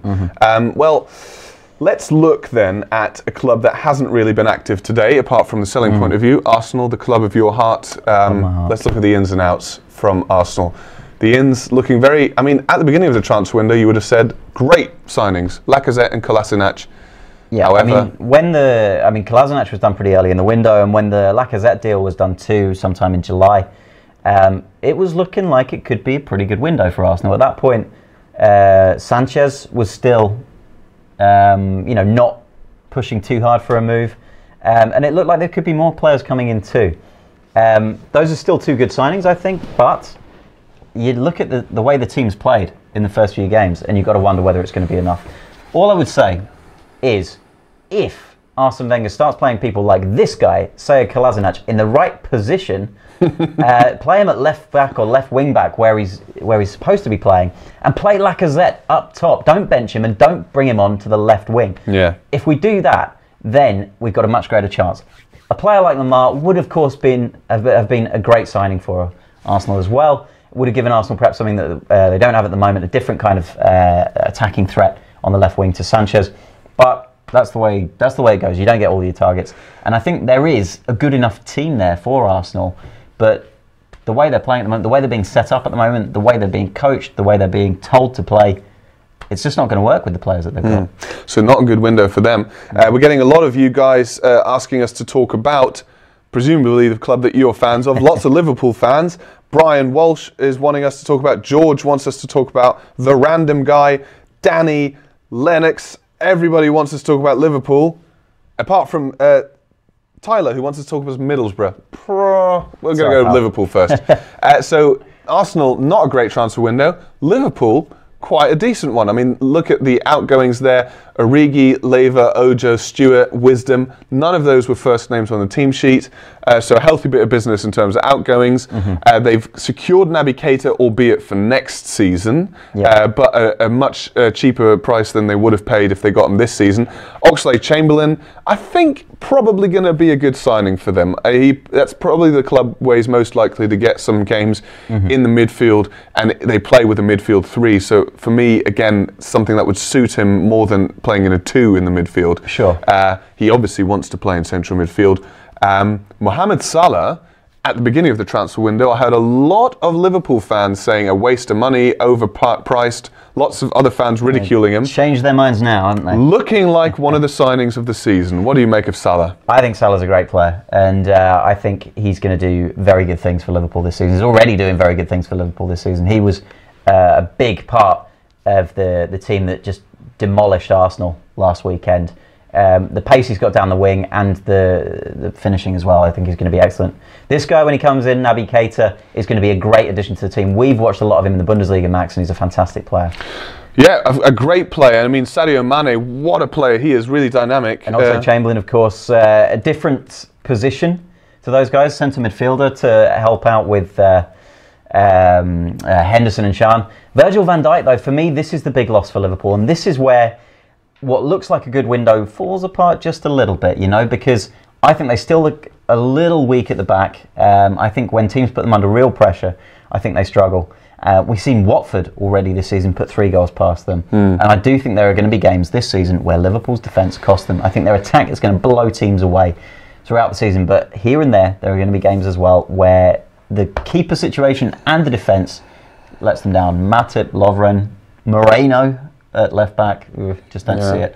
Just don't see them being tight enough at the back to actually win the league. Well, guys, I've just asked you in the comments, please tell us who do you think has had the best transfer window so far. Got one person here, Solik, saying PSG. Here, someone saying Liverpool. Another person saying Borussia Dortmund. But overwhelmingly, and I'm not making this up, we've had flooding in United. Who has had the best transfer window? Is it Manchester United? I think both of the Manchester clubs have had really good transfer windows. It looks like we've got some breaking news here. Zappacosta there for £25.8 million to Chelsea. Probably doesn't pip United though in terms of. I mean, that's a good addition for Chelsea. Don't get me wrong, but I mean, Manchester United, what a transfer window they've had. Sure, and they haven't done a whole lot of business. They brought in a few players who are going to make a big difference. You know, Lukaku, we've already talked about, is banging in the goals already. Matic has kind of freed Paul Pogba to roam further up the pitch and do real damage. Lindelof is kind of a wait and see, and for me, that's going to make the big difference on whether this is a really good window for United or just a decent one. Because he's obviously been bought with a mind to the future, but I don't think United's central defence is that great. They've had obviously a good run defensively so far at the start of the season, but they've had easy opponents, it's got to be said. When they come up against the tougher teams, I'm not sure actually that United's central defence is that strong. So Lindelof could make the big difference. If he really performs well for United this season, then you've got to say that's been a great window for them. Yeah, and I mean, we've seen the re-emergence of Phil Jones under Mourinho. He seems to be kind of keeping him somewhat fit. It's a miracle worker, that Jose. And, you know, outgoings, as we just saw, Januzaj and Rooney. I mean, Rooney, what a fairy tale ending to his Manchester United career. Januzaj just couldn't make the cut. And he had only good things to say about Mourinho and was very upset about Van Gaal's treatment of him, though. So interesting to me that, but we look at Lindelof, I think, yeah, you're right. We don't know quite what level he's at. He's very strong on the ball, we saw in pre-season. Like this man. This guy, I mean, what a player. And I mean, interestingly enough, I think Zlatan rejoining is kind of the effect that Matic is having on Pogba. Zlatan can have a really good effect on Lukaku. Yeah, he's a different kind of forward, isn't he, Zlatan? He's not going to barge his way through. Perhaps in slightly younger days he would have done. I don't think he's barged his way through defences quite as much, but he's got such talent on the ball. And he can really provide a kind of alternative to Lukaku. It's not just more of the same when you bring Lukaku on there. It's a really different kind of threat that teams face. So I think Lukaku's the big signing for me. But yeah, getting Zlatan back in, I think is going to be a good deal for Manchester United as well. And you know, obviously you're the United fan here, Max. So and you just can't stop grinning. Yeah, I'm trying to calm myself down because the Champions League group that they're in is looking pretty decent. I mean, a little bit of a long away trip to Moscow, but apart from that, Basel and Benfica, it's not the toughest group, and a great signing, summer signing wise, I think, because they got the business done early, and that's what I think is key to any club that has title ambitions, is getting those big players in early. I mean, Mourinho, he did miss out on he said he wanted 4 signings, he only got 3. I mean, Zlatan is there as well as a 4th signing, but he wanted a winger. He didn't get that. But let's just give you a little overview of what is still to come, because any club that has submitted a deal sheet before the deadline can still finish a deal. So we just saw Zappacosta go through to Chelsea. Of course, the Spanish transfer window is open for a whole nother 24 hours, or 23 3/4. And that could affect moves for Philippe Coutinho, Thomas Lemar, maybe even Diego Costa, even though Atletico can't sign anyone. But we've been hearing about a move for potentially a loan to Las Palmas, and then he joins Atletico in January. A reminder to all of you watching and commenting, thank you for sharing your thoughts on the comments. Do subscribe to the YouTube channel, get the OneFootball app to stay up to date. Now that the transfer window is closed, there is still going to be plenty of footballing news, rumours, chat and interesting analysis on the OneFootball app and on the YouTube channel, including this man's show. Indeed. Yeah, and you had a particular player on your radar in this week's edition of your show. That's right. We looked at Christian Pulisic, a player who hasn't moved in this window, but a player who I think really has the potential to break records in the transfer market in the future. You know, he's young and he's already at a brilliant level for Dortmund. He's playing week in, week out in the first team, in the Bundesliga and in the Champions League too. And on top of that, he's American, which opens up a huge market, of course. So I think Christian Pulisic could definitely be a player to look out for in the future in the transfer market, because he could be the one who breaks Neymar's record even, who knows? Well, we've got Heidi here asking a very important question. Is the window closed in Italy? Don't want to lose Emre Can. The window is closed in Italy, but let's look at Dortmund, who've had one of the best transfer windows of this whole summer, I think. Actually, let me just hold fire with that and tell you a done deal. Tottenham Hotspur have tweeted that Fernando Llorente has joined Tottenham. What a good signing, I think. Really? Yeah, definitely. It takes the load off of Harry Kane, as we've been talking about. You know, Kane is a player who's had to shoulder a massive burden for Tottenham in the last few years. A lot of the goal scoring came down to him, and there was no real replacement. Vincent Janssen just clearly wasn't up to the level. Llorente is also not at Kane's level, but I think he's better than Janssen. He knows the Premier League a bit better. He's got a bit more nous about him. He's more experienced. I think that's a very good signing for Tottenham. I don't know what the fee is on that one at the moment. I'm not sure if we've got any info on that, but I think it's a good signing for them. Yeah, and I mean, for Swansea, it's been an interesting window because, let's look at Tottenham actually before we move on to Swansea. Davinson Sanchez joining for 40 million, a player for the future very much. He's got a bit of Champions League experience, and Aurier, also a Champions League experienced player, who a little bit of a criminal past in France, which difficult was personality, holding up the move. Yeah, but I mean, let's talk about then Swansea, where Fernando Llorente is joining Tottenham from. They've had a bit of a weird window. They've had a strange one, haven't they? Yeah. 45 million for Gylfi Sigurdsson is a lot of money. Huge money, isn't it? But it's for a set piece king. He's definitely their best player. I mean, they don't even have to preface that with arguably. He was their best player, and their second best player, Fernando Llorente, probably up there. I think it's difficult to say it has been a good window for them, but Sam Clucas is a player I rate really highly. They signed him. They signed Renato Sanchez on loan. Again, a really good signing. No striker though for them, really, apart from Tammy Abraham. But we're waiting to see whether Bonnie comes in. Oh, in fact, I think we might just have had confirmation of that. Swansea just tweeted that Wilfred Bonnie has re-signed for them, of course. He was a Swansea player before. 12 million, we're hearing, by the way. 12 million euros is the fee for Llorente. For Llorente, which is quite a hefty fee. For a 32-year-old is pretty good money. And getting Bonnie back in, that's £12 million, rather, sorry, not 12 million euros. So that's a good fee, I think, that they've got in. And for Bonnie, we'll have to see how much he cost them, because that could be a good profit that they've made on Llorente. If so, as you say, their kind of strange transfer market could be put in a more positive light then, perhaps. You know, if they make a profit and get in an established Premier League striker who scored a lot of goals for them. I think Swansea, that is the deal that's tipped it over for me. Yeah. There's been a lot of clubs today that have had that one deal like Spurs with Aurier and Llorente. That's just sort of tipped it over to a good transfer window from an average one. And we know Daniel Levy loves his deadline deals.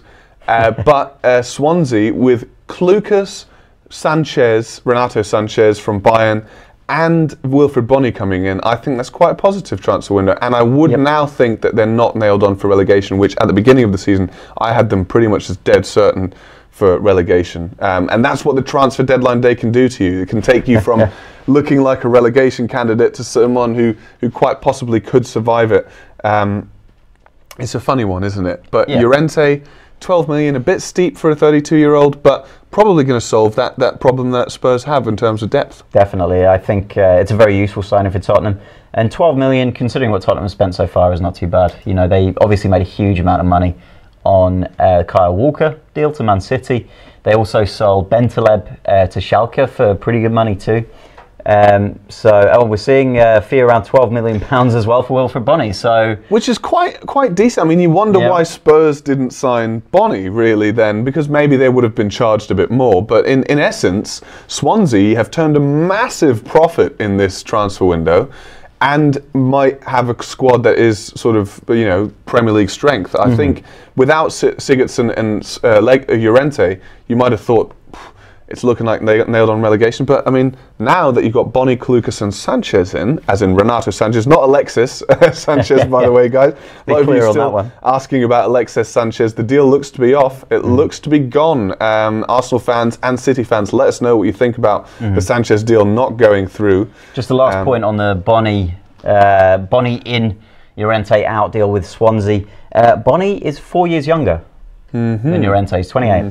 And so, from that point of view, you'd say getting a younger player in for the same amount when you know what he can do for you, because obviously Bonnie's played there before.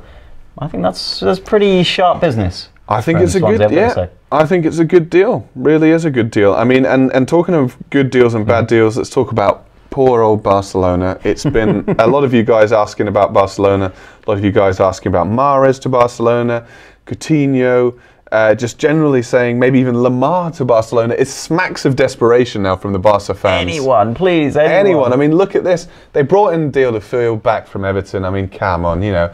Not a lot of ingoings. Semedo is a decent signing. I think Paulinho, a lot of money for a 30-year-old. I think he is from China. 29, 29, 30, yeah. Ousmane Dembele, like you said earlier, Oli, you know, he's only turned pro less than 2 years ago. He did, and you were saying earlier, Ousmane Dembele, he's not exactly proven at the highest level. He's done it last season for Dortmund, but we look at a player like Neymar going out, and then suddenly it doesn't look such a promising season for Barcelona. No, definitely, and you know, Leo Messi, obviously wonder player that he is, but even with Suarez up there, they look weaker. I think central midfield is definitely an issue for them. Busquets can't do it all himself. Iniesta, still a top player, but he's getting old, you know. Coutinho, I do think, would to an extent solve the problem that they've got there. I don't see Paulinho doing it. I don't understand the logic behind signing a 29-year-old who's failed at his only other European club and has spent the last couple of years in the Chinese league. I just don't see that solving it for them. Dembele is really important, aside from anything else, I think, because he's young. You know, he's a very, very young, what was he, 20 years old? Yes, I think so, yeah. When you look at the Barcelona squad, they've got a lot of old men in there. I mean, let's think about it. They've got Iniesta, 33. They've got Messi is 30, Suarez is 30, Mascherano's 33, Piqué's 30, Rakitic, Paulinho are both 29. They've got a lot of guys who are getting towards the autumn of their career or already in it. So I think signing a couple of youngsters, Dembele being one, Semedo they've signed at right back. Okay, we'll wait and see if he has a big effect. If they could get Coutinho in as well, who's still obviously mid-20s, then you might say, okay, they're bringing the average age back down a bit. But at the moment, it looks like a lot of Barcelona's output, a lot of their big talents, are old men. Yeah, well, and one player who was thought to be a good signing for Barcelona, Andre Gomez, we're hearing hasn't joined them. He's looking like he won't be left them. I'm sorry, but here it is in all its glory. Fernando Llorente holding up a Spurs shirt, smiling, looking happy. We're hearing £12 million was the fee, and Swansea in turn have re-signed Wilfried Bony for £12 million. So a happy bunny there in Fernando Llorente, who will get to play Champions League again and play at Wembley this season. A nice little signing for him. But let's still just sticking with Barcelona, who still can sign players tomorrow. Yep. Andre Gomez out of Barca asks Daniel Isak Steinarsson. Daniel Isak Steinarsson, great name by the way. You could be a deadline day signing, but you're not. You're asking Andre Gomez out. It looks like he's going to be staying at Barcelona unless another Spanish club or Portuguese club comes in, because they can still sign players tomorrow. But other than that, I mean, now we've got Hamish here saying you look like Lucas Perez and I look like De Bruyne. I mean, we're not on the market, guys. We're not on the market, unfortunately. Although, you know, one of us, Lucas Perez, has moved to Deportivo La Coruña. I'd take a move to Depor. You know, chill out in northern Spain for a couple of years. Great. Quite nice. I'll go for some of that. Quite nice. Well, staying with Spain, let's go to the Spanish champions and indeed the Champions League champions for 2 years running. They could make it 3 years. An interesting transfer window for them. Usually they sign a Galactico. All they did was sign a backup to Marcelo and someone to strengthen the midfield, Dani Ceballos. Or maybe a successor to Marcelo is a better way of saying it, because you know, Teo Hernandez is a very young player taken from Atletico. They're cross-city rivals. And which is usually taboo, you know. I mean, they usually don't sign them. You don't get too many of those, do you? I mean, I remember when Falcao went to Monaco for the first time, and people were saying it was so that he could go to Real because Atleti wouldn't sell directly to Real. But we see also the name on that list of Vinicius Junior, and that's going to be a really interesting one in the next few years, because is he still 16? I'm not sure. Yeah, I think he's barely even a professional player, and he's 40. When they actually signed him, I don't think he actually played a professional game for Flamengo. Another young player they're leaving is Zinedine Zidane's son, Enzo Zidane. He's going to Alaves, or he's gone to Alaves. Another player also leaving, Alvaro Morata and Danilo. Again, I mean, big players, James Rodriguez as well. Big money signings, these guys. Three signings. You could say if any other team sold those three players. But it doesn't matter when you've got this guy coming through and just hitting insane form. Incredible. I feel like he's scoring a worldie every week at the moment. Yeah, Vinicius Junior we're seeing there. Could be, by the sounds of it, one of the great talents of the future, but we don't know at the moment because he's hardly played, and he's he's still only about 16 years old. Interesting window for Real, definitely. Yeah. Well, it's been a strange one, and I mean those three outgoings: Alvaro Morata, Danilo, and help me out here. Who was the third one? The outgoings. Outgoing, yes. Alvaro Morata. Oh, we've got a little Twitter update here. Wilfried Bony. There he goes. Around £12 million. We're hearing Swansea City have re-signed the man who was banging in the goals, and as a result, earned himself a January move to Manchester City for around £30 million at the time, which always seemed like a strange deal. And I don't think he could have ever expected to be a first-team player, but now he's back where it all began for him in England at Swansea City, and I think a good move, for him.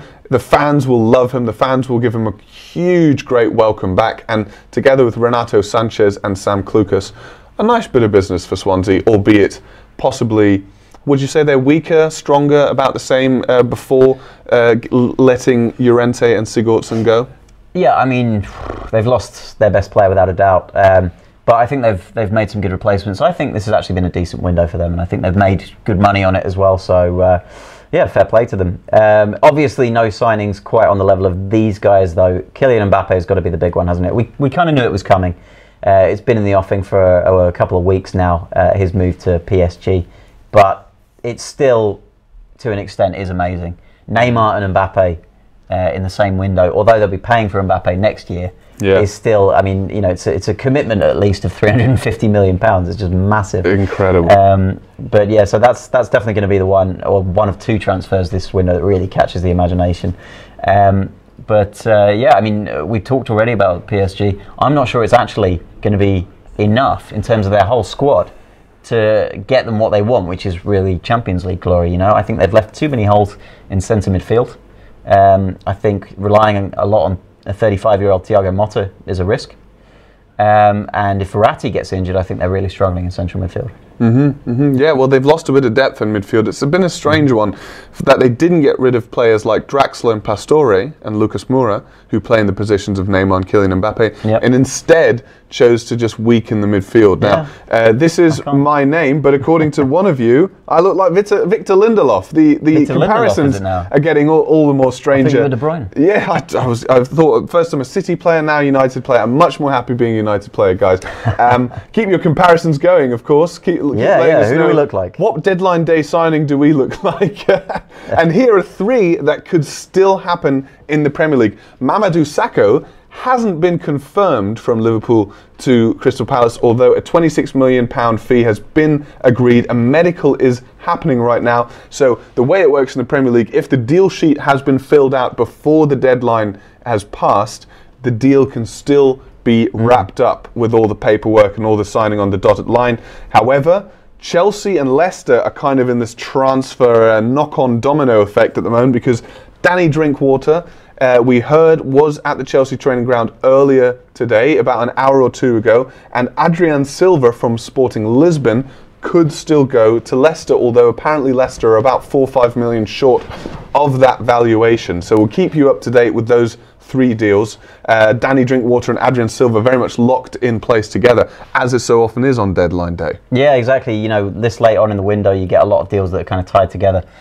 Because, of course, if you lose a big player on the last day, you've got no time to replace them. And so we saw that, I think, with Thomas Lemar and Alexis Sanchez. You know, maybe it'll affect the Coutinho sale as well. Maybe Liverpool won't want to sell Coutinho without being able to bring Lemar in now. So it's interesting, the kind of triangles that you get caught up in with these deals on deadline day. But of course, a few of them look like they're already off. A few of them could still happen. Well, talking of looking like something's about to happen, Gucci God says you look like Juan Mata.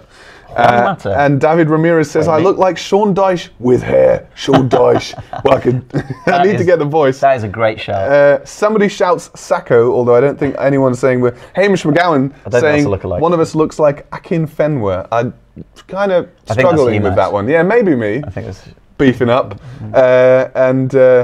Danny Drinkwater, Swag Willis is asking, no, well, we don't know yet. It can still happen. It sounds like Danny Drinkwater and Adrian Silva and Mamadou Sakho, all those deals that have already been, have had their deal sheets submitted, but haven't been cleared up. I did see one journalist suggesting that Chelsea have asked for a bit more time on the Drinkwater deal. Chelsea and Leicester have asked the Premier League for an extra couple of hours to get those deals across the line, which I believe you can do if the deal has already reached a certain point, you know, if a fee's already been agreed, or you know, what have you, and it's just you waiting for the medical.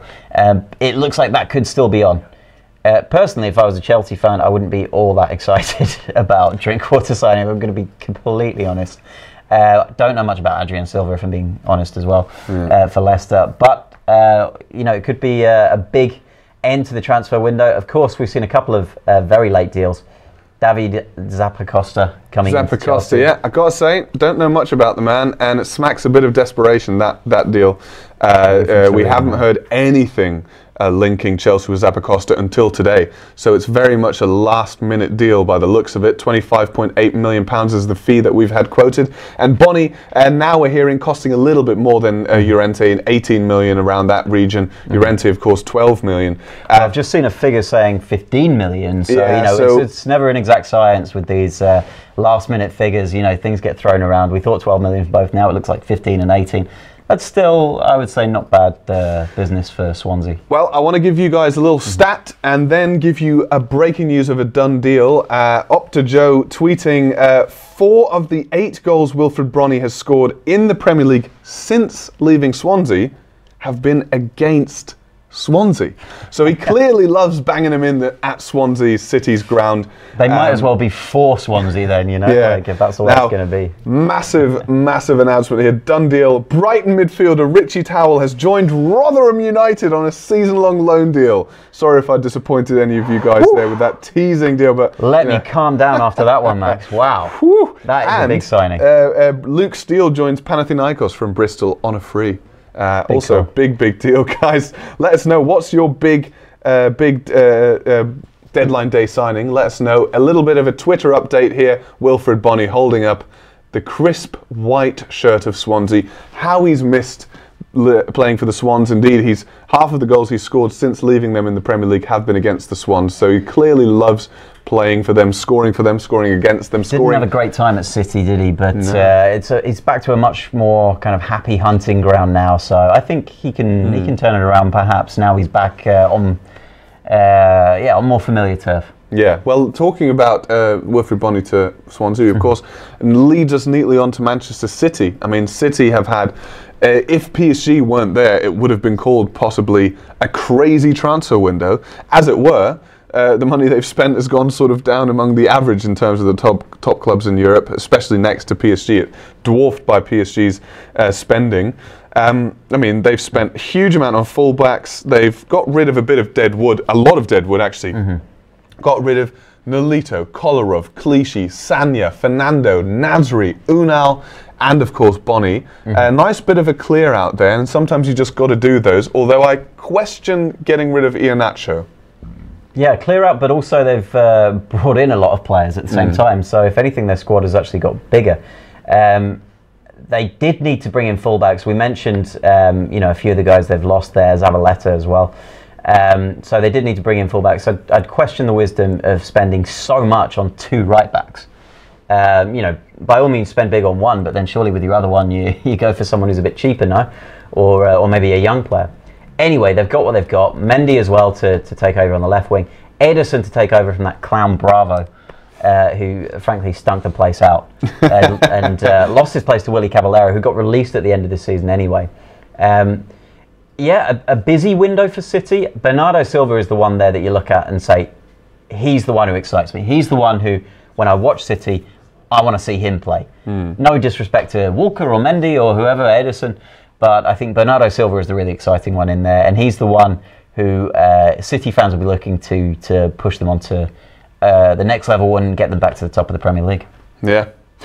Well, here we see, of course, some of the City players who have signed this season. Benjamin Mendy, I recommend following him on Twitter, as well as myself and Oli Moody, of course. But Benjamin Mendy, lots of banter on Twitter. Kyle Walker, another player, and Bernardo Silva. That was a good deal, I think, because Manchester City ahead of everyone else in the big Monaco sale bonanza. Yep. And as you mentioned, Ederson looking so far like a reasonably safe pair of hands. That was a big deal for him as well, though. Very expensive for a goalkeeper. We'll see if it pays off. He's obviously got age on his side, and but Bernardo Silva is the exciting one for me. And as you say, City did well to get in early on that one, because after the Neymar deal, I think you could have added 10, 15, 20 million to Bernardo Silva's price tag. Just look at Lemar. I mean, at the start of the window, people were talking about 30 million for him. Supposedly, Arsenal offered 90 million today. The deal didn't happen, although Monaco supposedly did accept the deal. But that just shows how everything has got inflated by 200% during this transfer window, not even over the last year. And so Man City did well to get in early and get Bernardo Silva pinned down. Well, we've had a few deals come in very late, and we're still waiting on Drinkwater, Sacco, Adrian Silva, and a few others. But loan deals are still playing a role, because you can get loan deals done until 1 a.m.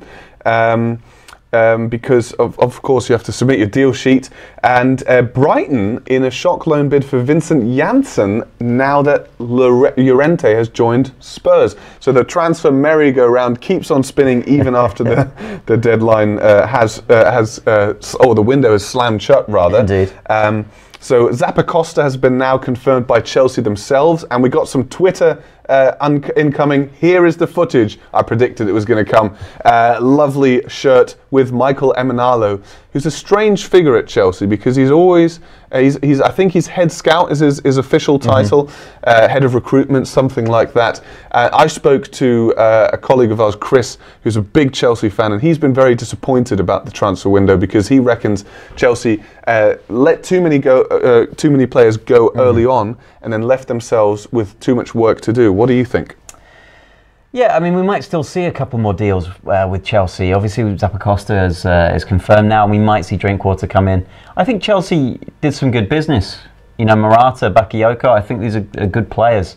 And they already had a very strong squad. Let's not forget that. Premier League champions. And so I don't think they needed to do a whole lot. The players that they have lost, they've largely replaced. In Matic, they brought in Bakayoko, potentially Drinkwater as well. Diego Costa, they brought in Morata. So I think they've done some pretty good business in this window. They could have done more. I think there was another star signing out there for them. But I wouldn't be too disappointed if I was a Chelsea fan. Yeah, I would probably agree with that. It wasn't perhaps a good tactic to go in with all those departures early on. For those of you who are interested in Wilfred Bonney's shirt number, we're hearing it's going to be the number 2, possibly a nod to the fact that it's his second spell at Swansea. Now let's talk a little bit less about what did happen and move on to what didn't happen. I've got a list here of players that we thought were nailed on for a move, and I just want to bounce off them for you. And you guys in the comments, please let us know what you think about these players, and do subscribe to the YouTube channel for any future moves involving these players. Riyad Mahrez. Will he, won't he? We heard he was at Paris airport today. We heard he was given license from Algeria's FA to go and shop himself around Europe. What's going to happen? The Spanish transfer window is still open. Well, it hasn't happened yet, has it? As you say, the Spanish transfer window is still open, but who in Spain is actually interested for the kind of prices that are being quoted? Supposedly Roma bid over £30 million earlier in the transfer window, and Leicester rejected that. So who's bidding more than £30 million for Riyad Mahrez in Spain, apart from Real, who I don't think could be interested at all, or Barcelona, who I also can't really see. Yeah, although Barcelona are getting increasingly desperate. They are getting increasingly desperate. And maybe if it doesn't work out with Coutinho, maybe that's where they'll turn. But we've also seen the possibility, the rumour of Mesut Ozil being sold to Barcelona for 60 million euros, I think the rumour was in AS, the Spanish paper. And, would Barcelona rather have Ozil or Mahrez? That's an interesting question, isn't it? Different kind of player, perhaps, both tricky, creative, attacking midfielders, but in a different way. And it'd be interesting to see if Barcelona goes for either of those players, whether they get Coutinho in, or if speaking of Barcelona, the Welsh Iniesta here. The Welsh Iniesta, Johnny Ester, I think he's more commonly known as. Johnny Ester Williams joining Sunderland in a deadline deal. Boy, he looks happy to be joining Sunderland. Delighted, isn't he? I quite like their new kit, I've got to say. I haven't seen that kit before. Anyone's ever been to go to Sunderland. Yeah, Sunderland fans. Lennox Williams saying he subbed ages ago. Well, follow Lennox's lead and subscribe to the YouTube channel for all your latest footballing content. Lots of videos, including Ollie Moody's weekly series as well, where he's, for instance, this week was looking at Christian Pulisic. So please do check out the YouTube channel and subscribe if you like it. You can subscribe in the button, and you might even see a certain Mr. Arsene Wenger dancing through the screen to do the can-can. He keeps coming up, he keeps coming up, yeah. He's not doing that much transfer business, but he's been dancing around here. Subscribe to the YouTube channel, guys, for more footballing content. Every day, new videos appearing. Let's, though, have a look at what else is happening. We think, what didn't happen, rather. I want to talk to you about. We talked about Mahrez, didn't we? Yeah, we talked about Ross Barkley earlier on. Now, Ross Barkley, we were hearing, who is injured at the moment on his last year of his contract, and Ronald Koeman has said he would go at the beginning, before the transfer window even opened, the last day of the season at the press conference of Everton's last match. He said Ross Barkley would be going. Now, he's not gone anywhere. The transfer window is shut. We're not hearing anything in the way of maybe there is still a deal to be done. But what we did hear are very strong murmurings that he did have a medical at Chelsea and then couldn't agree terms with Chelsea and is now staying put. Yeah, and going back to Everton. A bit of a strange one, because Everton have signed quite a lot of players this summer. They're not a club that we talked about much tonight, but they've brought in, I mean, in midfield alone, you talked about Sigurdsson. Davy Klaassen is there as well. Further forward, they've got Wayne Rooney. You do look at Ross Barkley at Everton and wonder, where does he actually fit in anymore? I'm not sure there's really a place in the first team for him. So if Chelsea were coming in for him, if you're going to sit on one bench, wherever it is, then it might as well be the Premier League champions, right? But Barkley obviously decided against that. It'd be interesting to see whether he gets a lot of game time in that expensively revamped Everton team. On the subject of Everton, I mean, I think they've made a lot of big signings, but I don't think necessarily those guys are going to get them into the Champions League. Michael Keane, Jordan Pickford, Wayne Rooney in the autumn of his career, Sandro.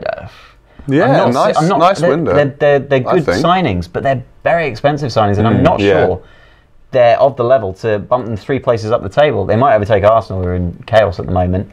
Are they going to overtake Spurs? Are they going to overtake Man United? I struggle to see that happening. Liverpool, City, Chelsea. So it could be that this is a very expensive way for Everton to move from 7th to 6th. Yeah. If that. I mean, I've got to say, early season form, I like the way Everton are playing. I think Ronald Koeman is a good coach. Mm-hmm. I know what you mean. They are expensive signings. I mean, Pickford, for instance, very, very expensive. 30 million. And so was, I mean, Gylfi Sigurdsson, don't get me wrong, that was a bananas fee, 45 million. I mean, he did score a goal from 45 metres out. These are the deals that have been done today. Everton got their deals, like Manchester United, for instance, got their deals done early in the window. Chelsea left it a little bit late in terms of players coming in. David Zappacosta joining them from Italy. I think it's Torino that he's joining from for 25.8 million. Wilfred Bony in the region of 18 million, give or take. Fernando Llorente, we are hearing around 12 million, although it's an undisclosed field. Is roughly what we're hearing, yeah. And in terms, I mean, we were just talking about the most surprising collapsed moves. A lot of people here saying Barkley, Coutinho, Lemar, those players. I want to take you back to the beginning of the transfer window, guys, because there was a certain Mr. Pierre-Emerick Aubameyang who we all thought would leave, but he didn't. It looked like he was going to PSG. It was nailed on. Why didn't he move? I mean, is it the fact that he's only just sort of hit the heights late in his career and people don't want to take the gamble? Well, if PSG was the destination for him, then now we can see why it didn't happen, because they were fully focused on another guy, Neymar, and Kylian Mbappe on top of that. Basically, he wasn't the sexy young thing anymore. There were 2 other players out there that PSG wanted more than Aubameyang, and you can kind of understand why, as much as I rate Aubameyang. Real Madrid was the other destination that it could have been. He's always wanted to play for Real Madrid. He said that several times. But Real just weren't active in the market this summer. They didn't look like they were going for anyone really, except maybe Mbappe as a long-term striker signing, a long-term forward signing. Perhaps they thought with Ronaldo there, with Benzema, that they don't need someone who's in their late 20s. What they need, if anyone, is a youngster who can come in and be there for years to come. So that's the only thing I can think for why Auba's gone nowhere. Yeah, well, he's stayed put, as we know, and Ousmane Dembele, who no one really thought would move, has got the big move. Procyon Wave, I hope I'm saying that correctly, suggests that Ronaldo to Leeds United might be the reason why Aubameyang stay put. Don't think that's going to happen, mate. They haven't submitted the deal sheet in time, and the fax machine is broken. But Coutinho, no, he hasn't been sold. But these guys have. He could be. These are the deals that were done today, earlier today. Mbappe joining PSG from Monaco, in case you missed it. Campbell going to RB Leipzig, a good signing there, 26-year-old. He's the first player in the last 3 years, first signing in the last 3 years for Leipzig over the age of 25. Yeah, you know, this is classic Bundesliga. Dortmund are doing it as well. Project Youth, they bring in a lot of talented young players. They don't really go for the older players. And Campbell, what do you say, 25? Yeah. I mean, he's got 26 years old. 26. Yeah. He's still got his prime ahead of him, He's still got a good, probably 5-6 years that he can offer to a club at the top level in the Bundesliga. So that is still a signing with the future in mind. But as I say, it's classic Bundesliga. The Bundesliga doesn't really go in for these massive fees that the Premier League does, that the big clubs in Spain do. It's much more reserved. We've seen a lot more fees around the sort of 10 million kind of mark. Bayern are the only team really that goes in for the really big fees where you get dozens of millions being spent on a player. They went big on Tolisso, for example, this summer. They signed a few other players, again for fairly modest fees, like Zula and Rudy. They didn't blow huge figures on these guys. And it's typical of the Bundesliga, and I think Campbell is a good signing for RB Leipzig. But do you think it's going to be enough for them to actually challenge this season? I think it's going to be very tricky. I mean, RB Leipzig, in my opinion, had quite a good transfer window, because one thing that they did do was get rid of two players, Davy Selke and Oliver Burke, who didn't really fit into the system, and they got a decent return. I mean, they recouped their transfer fee for Oliver Burke when they sold him to West Brom, and a decent fee, I think it was 8 to 10 million for Davy Selke, who's gone to Hertha BSC, and they bought in two players who really fit the system. Bruma, who's the Portuguese winger, joining from Istanbul, and Jean-Kevin Augustin, who I didn't really know much about him. Excuse our pronunciation. He's only played 33 professional games in his entire career, 31 for PSG over the course of a few seasons. Very young player. And we can see here he left there for around 11 million pounds. I think he's a real promising player. He looked amazing last weekend. 2 assists there. You look at both of those columns there, the in and the out for PSG, and there's just a ludicrous amount of talent. They've let go of Augustin. Matuidi, who's a great central midfield player, I think. Krychowiak as well. I mean, not on the same level perhaps, but can do a job, certainly. Zagadou already in the Dortmund Zagadou. I've got to jump in with that one every time. Stop saying that name. Serge Aurier as well has been a bit of a problematic character for PSG, but a talented football player. And then of course there was the in column there as well with Neymar and Mbappe and a couple of others to go along with it, Dani Alves.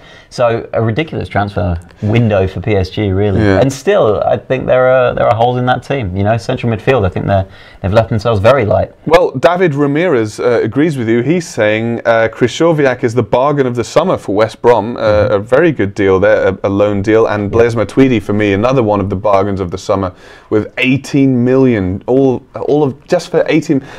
Only 18 million in this transfer window. And an interesting take here from Tudor Manole, who's asking, in light of this transfer window, in light of the fees paid now, is Pogba a bargain?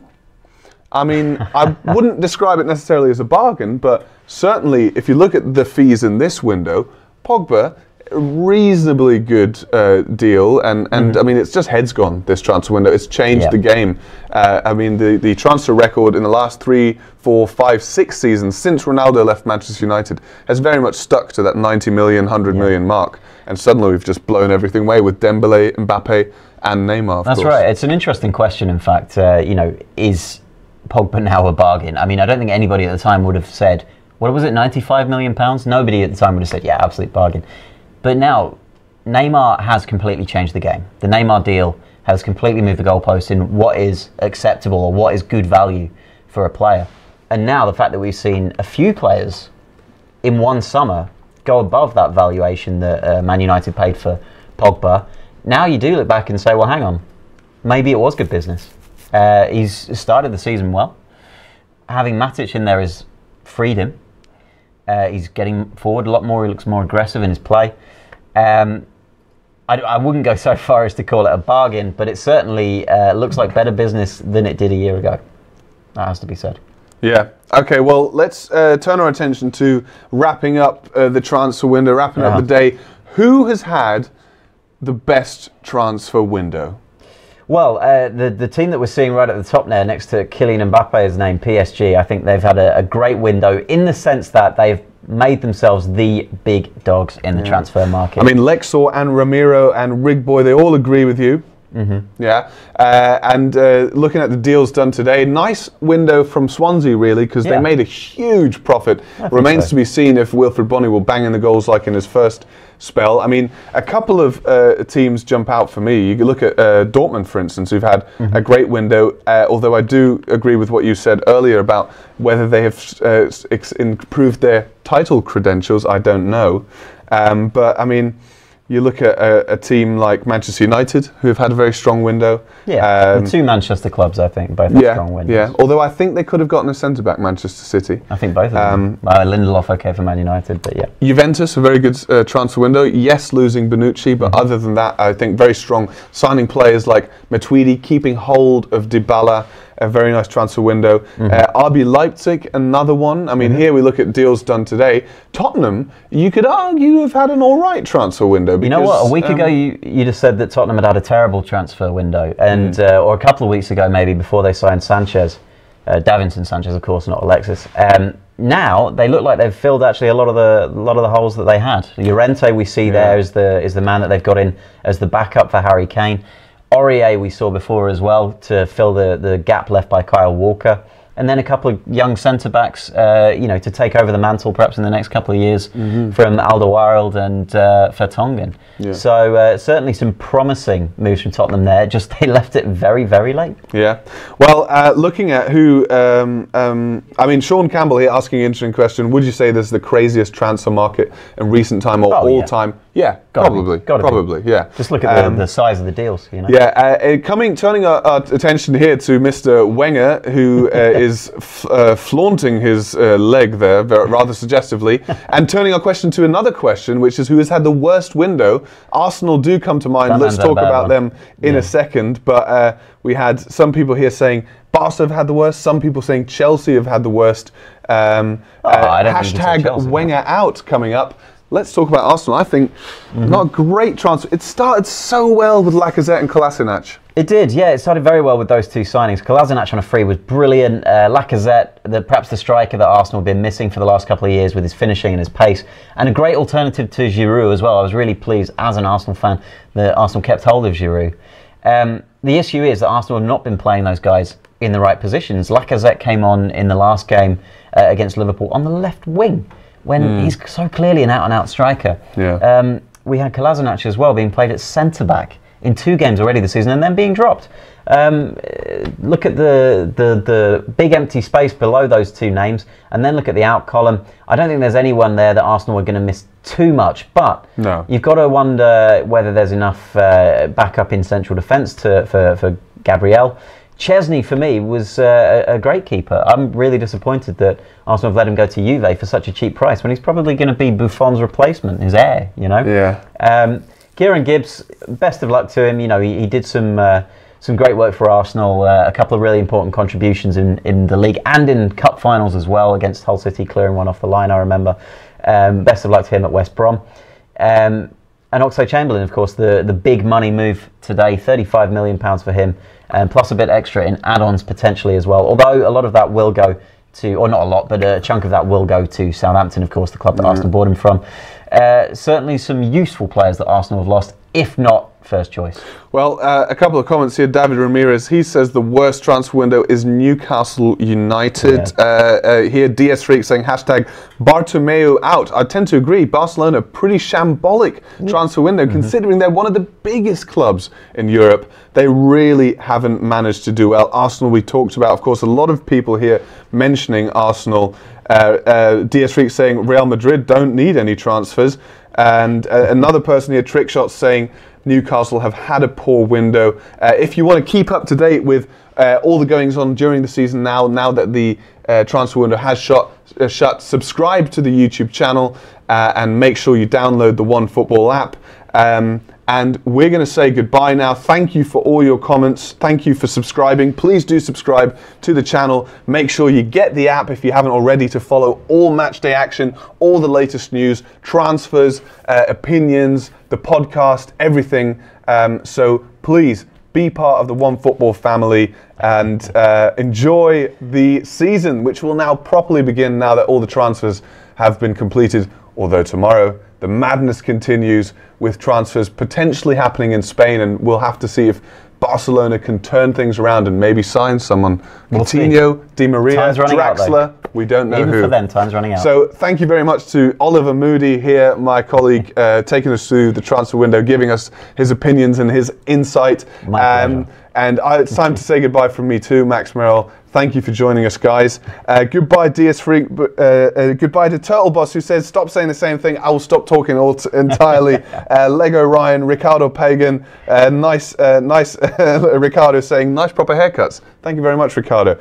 So goodbye, everyone. Have a nice evening. Get some sleep if that's the time zone you're in, or have a nice day and enjoy the Spanish transfer window and the Portuguese one, which will remain open. Until next time, guys, enjoy and subscribe and download the Onefootball app.